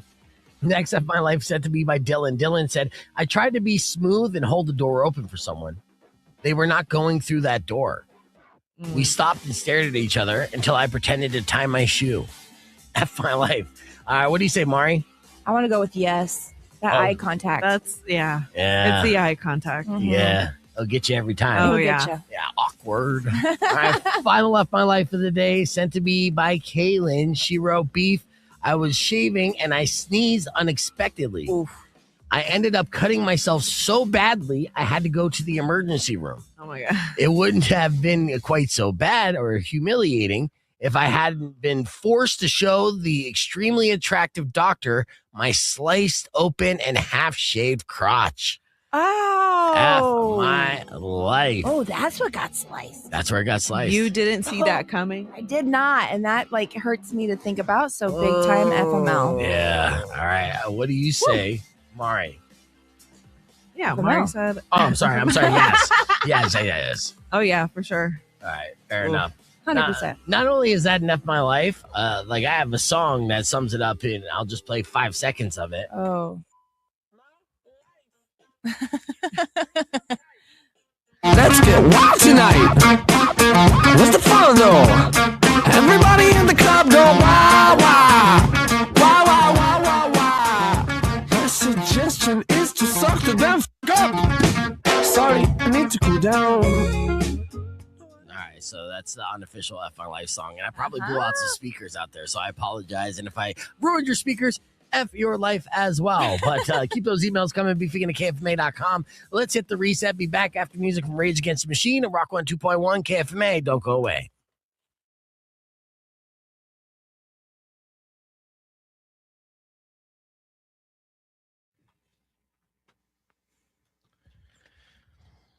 All right, last show of the year. I could not leave this show and wrap it up for the year without trying to give you the information that you need to know. Yeah, we're gonna up the sex appeal here with Herb Stratford's next review. But before we get into that, we got a minute. So here's your blind ranking. Comedy, action, nostalgia is the genre. So it's all of them. Okay. All right. Out of these four, rot to hot. All right, so rot being one. Mm-hmm. The Fall Guy. 2. Okay. Bad Boys Ride or Die. 1. Oh, you think it's the rottenness. Mhm. Beverly Hills Cop Axel Foley. I guess that has to be 3. All right, and then that means the movie that you love the most in 2025. I think I'm getting screwed here. Roadhouse. Oh, you like that. I sort of stand by that. That was fun. Oh, good. That's what you say. All right. But you being a world-renowned critic, are so wrong. Jesus, it's the opposite. Is it really? Yes. Roadhouse had the lowest Rotten Tomato score at 40%. Okay. Then after that, it was Beverly Hills Cop, Rock 102.1 KFMA. We're back. We just did a blind ranking with Herb. He completely whiffed on, but let's remember the time he did well. All right. Beverly Hills Cop, Axel Foley, 55%. Bad Boys Ride or Die, 60%. And then The Fall Guy, 90% Rotten Tomatoes. Wow. Yeah, a lot of people like The Fall Guy. You liked Roadhouse over it. So I guess we're not going to take your word for this next review, are we, Herb Stratford? All right, so this next movie you describe as a wild ride, and definitely your favorite movie of the week. This is The Housemaid. Yeah, so this was a book that everybody went crazy for, right? Just because it was a crazy story, and it stars Sydney Sweeney as a woman who gets hired by Amanda Seyfried and her husband to be their housemaid, which means basically she's like a live-in, right? And you're supposed to take care of the kids and do a little cooking and cleaning, whatever.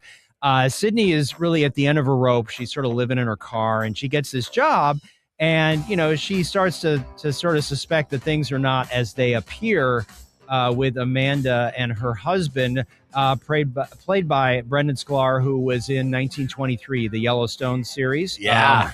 And so he's doing very well. And so it's just like, what is going on with this couple? And there's definitely secrets and what's going to come out. And there are just some crazy, crazy twists and turns that you do not see coming. And it's just sort of fun, like you think it's going to be like just a sort of a Lifetime movie, right? You think it's going to be some cheesy movie. No, this one is nuts. And is it dark? Is it? It is dark. Okay. It is very dark. And there, and there's a lot of things that you don't see coming. So I think you're going to enjoy this one if you're interested in sort of an unexpected journey. So. Let me ask you this, and this is a question for a clip. Are you saying that Sydney Sweeney successfully made a movie that wasn't trash before the end of 2025? I think I am. Wow. I think I am. I'm interested. It sounds good. Yeah, good. See, and you're so anti-Sweeney. Oh, I'm such a hater. She is a hater of Sweeney. She was hating on her so hard this morning, honestly, and that was off air, right? Yeah, I watched that. I think you should watch this, Mari. I think you're going to get a kick out of it. I've really always loved Amanda Seyfried, too. It's great to Mm-hmm. see her in this role. What a ridiculous premise, though, on the surface, because there is no woman out there, married woman to a successful, attracactive husband, that's going to hire a smoke show housemaid, because I've seen this She's plot. not a smoke show, though. As you Oh, can she's see a in the smoke trailer, show. she looks all stripped down and like, meh. Yeah, strip it down, and you're going to see the best breasts in Hollywood. That's what you're seeing when stripped down. But even like a mid Sydney Sweeney is a like fantastic housemaid, like fantasy. That's like you would assume that this is the plot of any Pornhub flick, right? I've seen those play out, but this is a little different, obviously. And so that's the only part. Once I get past the the absurdity of Amanda Seyfried's character saying, yeah, you're hotter than me. Sure, I'll hire you as, the woman that does all the chores and the cooking and cleaning around my husband all the time. Yeah, but I'm just going to tell you, you don't know what you're getting into. So what does not appear to make sense makes sense. So okay, I don't want to spoil anything for anybody, but this is definitely not what you expect it to be. You know what, though? I think the trailer somehow spoils it to a certain extent. I freeze framed on this, Mari, right? And you're seeing Amanda Seyfried's character. And you know what I noticed? And I noticed this well? Oh, what? Crazy eyes. Okay. You see him? Well, you see him? That's a no-brainer, though. Of course, she's gonna be crazy. She's Oh. holding like a blood-stained glass in one of the clips too. Yeah, I know, but it's the crazy eyes. It's like, okay. So now in my mind, I have an idea of what the whole plot and premise of this is, which is just twisted. And I won't say it out loud. And I can guarantee you're wrong. Yeah, seriously. I was like, I still don't think you're onto it. Yeah. Oh, you know what? And then we're gonna talk about this off the air, and then you'll let me know, because you know me, I'm not afraid of spoilers. But yeah, The Housemaid, going to theaters everywhere. That's going to be a massive one. What are people saying about the movies, the latest SpongeBob movie? It's at 85% on Rotten Tomatoes. People are saying that it's sort of a return to old school SpongeBob. Okay. I'm not a super big fan of this style of animation. I sort of like the 2D animation that the series is. And when my son was young, we used to watch a lot of SpongeBob. So I'm a big SpongeBob fan. You know about it, yeah. So this is all 3D, like Pixar style? Wow. Yeah, it's that weird sort of like dimensional. It's just like, you know what I mean? It's a little bit odd. I like the sort of rough Steven Hillenberger, who created SpongeBob. I like his drawing style. But I'm just a big SpongeBob fan. I think it's hysterical. But that's, I also watch Beavis and Butthead. So look at Mari's face and her reaction to this, right? Oh, so I didn't realize SpongeBob was out this weekend. I'm like, I know I'm gonna go do. Yeah. Okay. Yeah. So you like that? You like 3D SpongeBob, Mari? Oh, I love anything I can take my kids to. Yeah, that's true. Well, take him to the Housemaid, So I know.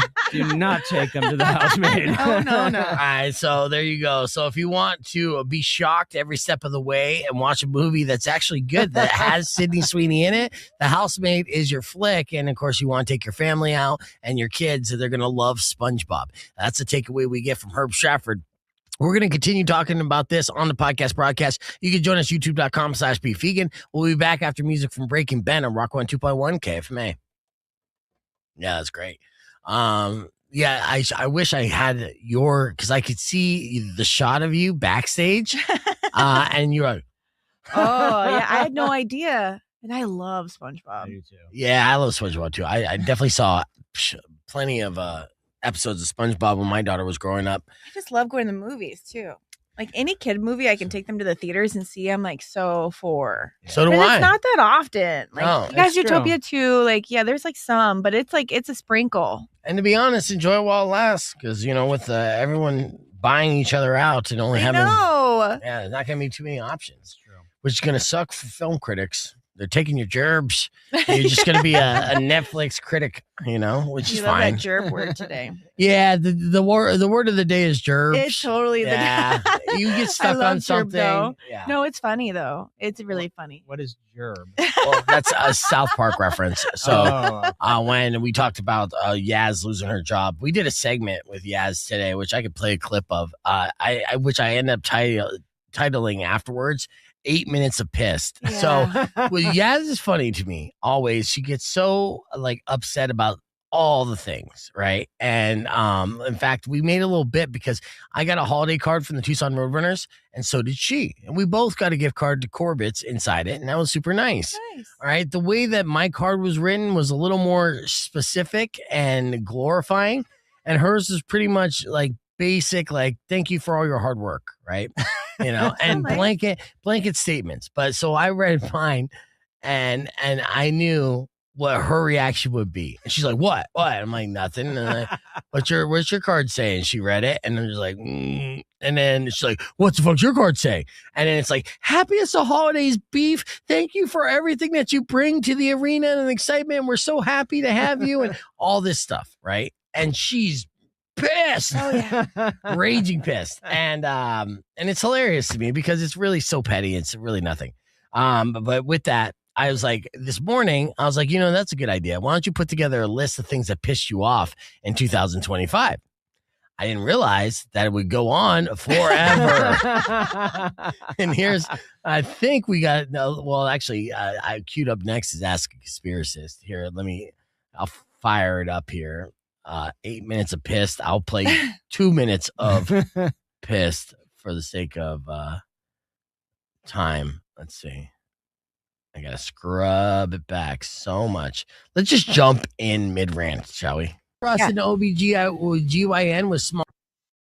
You gotta get the ones. I needed to have the nurse practitioner be the one that was worried about me, and then she was like, "Go back to your OB and tell her." Yeah. Okay. I'm like, okay. Yeah. Sorry about your endo. All right. What else pissed you off this year? My daughter's softball coach. Oh, okay. She was terrible. I mean, to the point where your 10-year-old looks at you and she's just like, this isn't fun right now. Like this coach is not teaching me anything. Yeah. And it was something that me and her dad were bonding about because he couldn't stand her either. That's relatable. I had a terrible little league coach growing up as well, traumatizing to the point where he was that bad, and we were the worst team in the league every year that he was a coach, and it was my dad. Yeah, he was the worst, absolute worst. In fact, actually, he filmed the game one time, right, on VHS, and I swung and I whiffed at a ball so bad that my helmet fell off, and I was like, oh no, it was bad. And then we watched it as a team, and he stopped, rewind, and slow mode and said, "This is what you don't do," and had the entire team clown me. Wow, worst coach ever. Trauma. So I Trauma. feel that pain. Yeah. Are you going to coach your daughter's softball team next year? You should. No, you don't want to see me coaching kids. You don't want to see me coaching kids. I don't think the state wants to see that, but I do. All right. What else pissed you off this year? All right. So I worked for the Sugar Skulls and the Arizona Rattlers this year. Yes. And one of the things that we hosted here in Tucson was the Indoor Football League championship game, which landed on my birthday weekend. Yes. And I had to work it. Yes, you did, but you did a fantastic job. No additional pay. No. I went in there, had a headset on, and I ran that damn show. Yes, you did. A Super Bowl. It was nationally broadcast, a televised game, Yes. and nobody watched, but still, you did a fantastic job. I saw that. So you shouldn't be pissed about that. That was an accomplishment. I'm happy for you. And then no further details to give after that, but I got fired. Yes, I got laid off. because you did a terrible job that game. But it's, I thought she did well. Could not give you any more additional information because I signed an NDA. But yeah, so the Arizona Rattlers let me go, and here we are. Oh there we yeah, go. so being on this show is rock bottom for you. That's good. That's good to know. It's like having a good time. We're at a party right now. You just make me wake up at like 5 a.m. Yeah. But I feed you booze, so we're good. Yeah. What else pissed you off?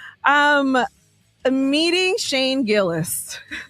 How does that piss you off? That's great. It made me so anxious afterwards, knowing that I couldn't gather my words together. It was all being videotaped, and then I had to post it for content. And the comments were not nice. No. The comments were not nice. They weren't. They roasted the hell out of her.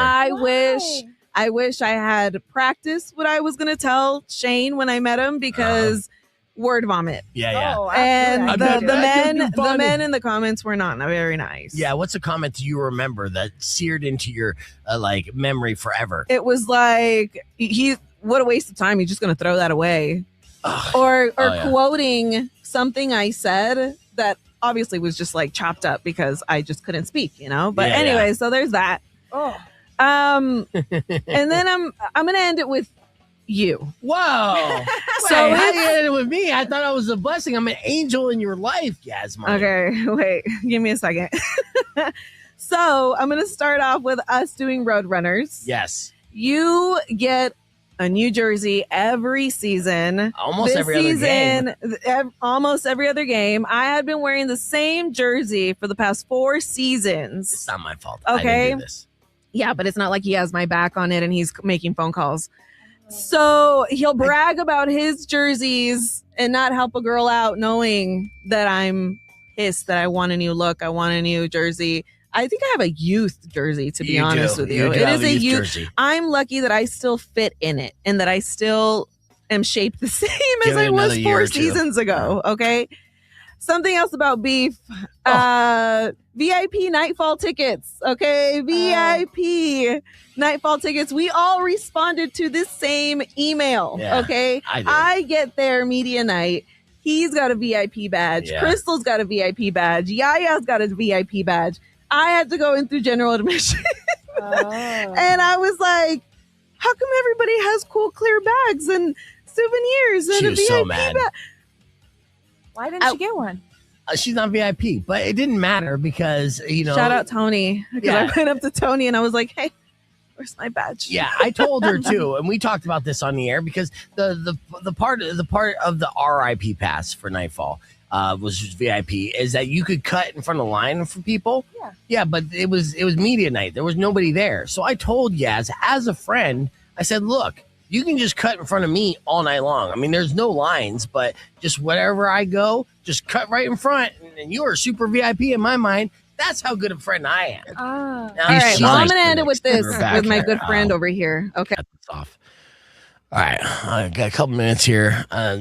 You want to talk Fallout or Counting Crows? Have you seen me lately? Well, and I have not had a chance to watch Fallout, so we probably shouldn't talk about it yet because that's my weekend plan is to watch Fallout. There's only one episode out, or did they release the second one? What days does the episodes drop? Because I was gonna watch Fallout literally yesterday. I saw that the season 2 debut went, but I'm like, wait a second, I want to be able to watch it like a movie, at least get 2 at a time. Yeah, I think it was 2 days ago. I think it was Wednesday that they drop. And I was watching the part 2 of the Challenge 41 reunion. Oh, yes, yeah, watch that. So don't react like that.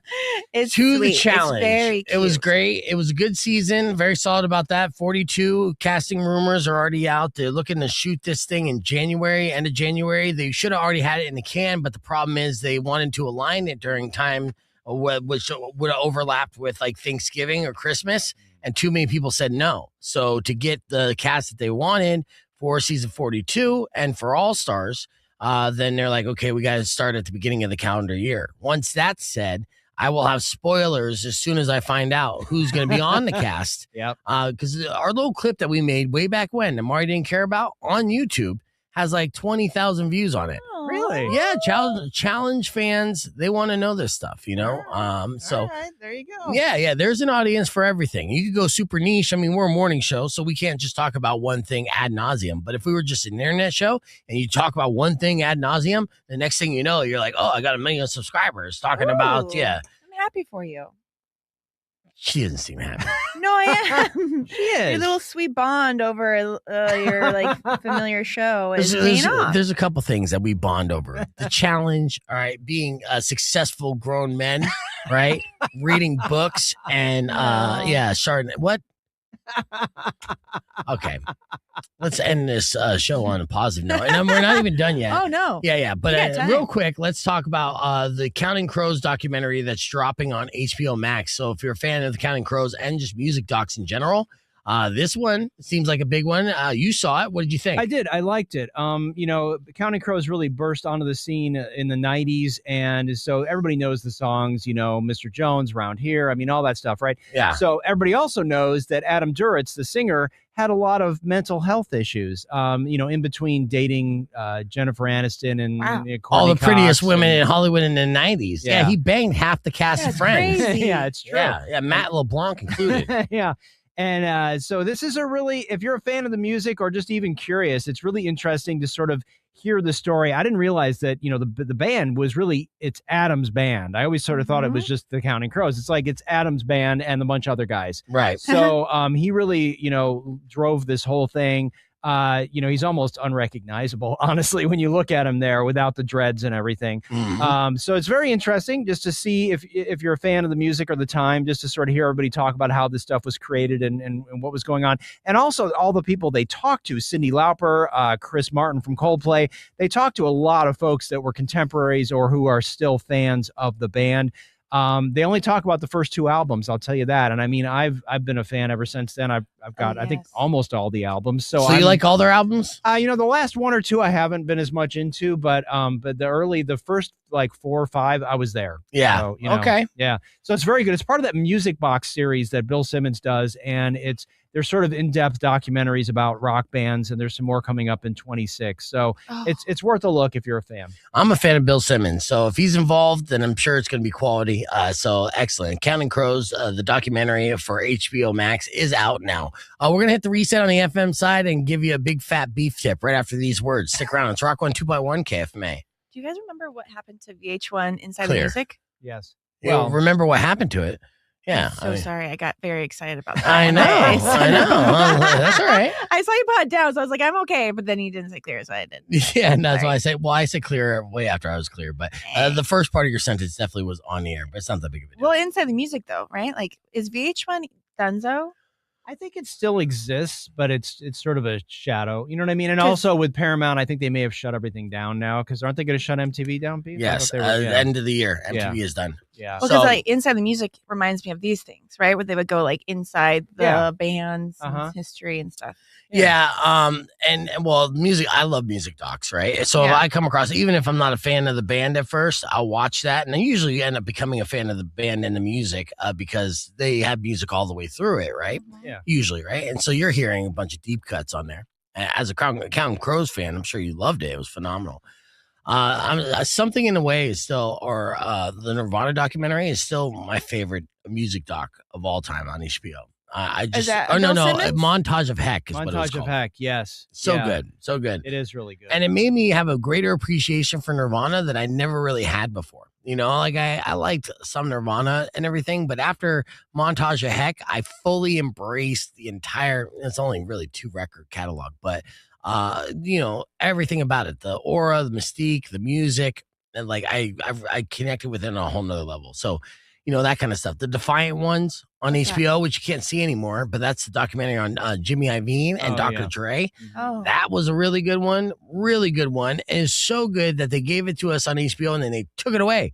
You can't find it anywhere, right? Why did they take it away? I don't know why they took it away. And then when they did have it out, they had one episode just like unexplained or mysteriously just gone. Weird. So yeah, you can only watch 3 out of the 4 episodes. I was pissed. And the Rick Rubin series was very good too. Rick Rubin, another icon who literally changed the landscape of pop culture based off his ear and his ear alone. So I don't even think he knows how to play an instrument. He doesn't. Yeah. He just knows what he likes, and he knows what we like. And you know what? That's why I relate to like Rick Rubin. I'm in the wrong business. I should be like on a couch being like, do that again. that sucks.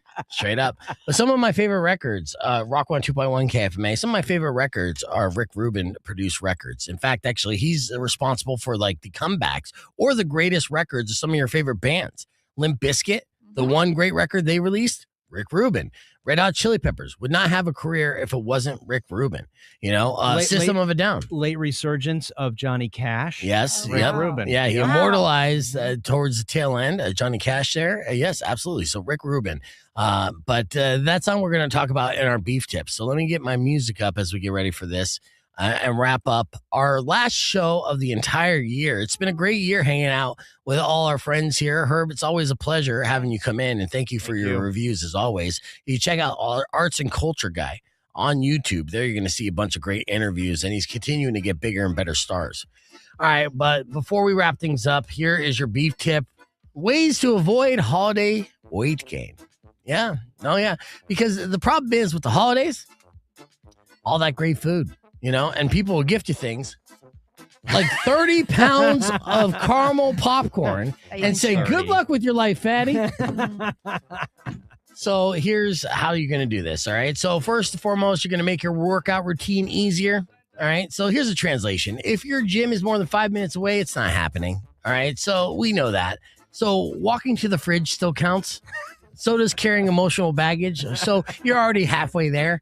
So it's all about monetizing that workout experience and knowing, counting workouts when you do it. So walk into a fridge, be like, that's a workout. That's some steps in.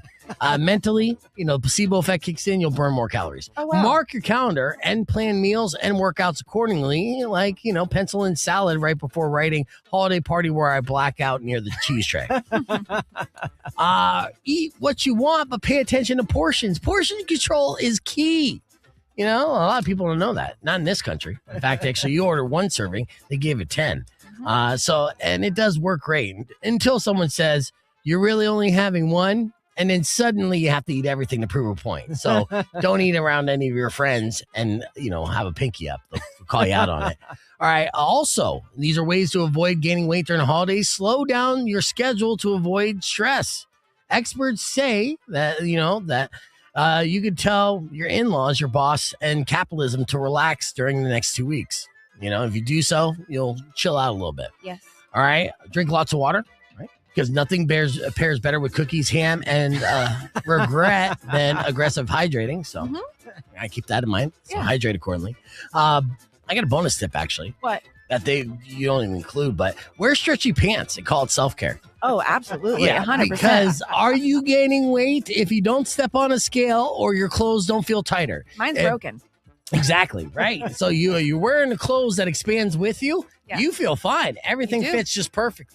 So mind over matter, even if your matter is your ass getting fatter. Here's another pro move too, okay? Stand while eating so it doesn't officially count as a meal. Just, fueling on the go. All right. All right. And for a mental health hack, if you gain weight, but again, don't step on the scale till February. Did it even happen? Did not. Exactly. And avoid getting pictures taken of you at all costs. Yes. Yeah. Yes. And block anyone from being able to tag you in photos. Right.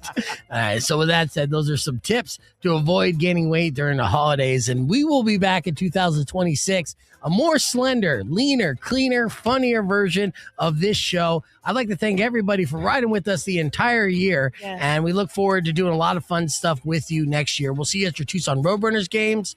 Speaking of which, I'll give away a 4-pack of tickets right now if you want to go to the game on the 27th. Caller number 10, 600-KFMA, 600-5362. That 4-pack of tickets will be yours. But that's all the time that we have for this year. Enjoy the rest of your year. Drive safe, ride safe, and as always, rock local. Later. When you wish Wait to upon him. a side of beef, Thanks for hanging out. Don't forget to come email me to and be part of the empty streamer all your experience. But if See you you've next been year. mean or kind of bad, Experience. I I mean, will it makes it knock sound out weird. all It's your not that weird. It's teeth. just coming out to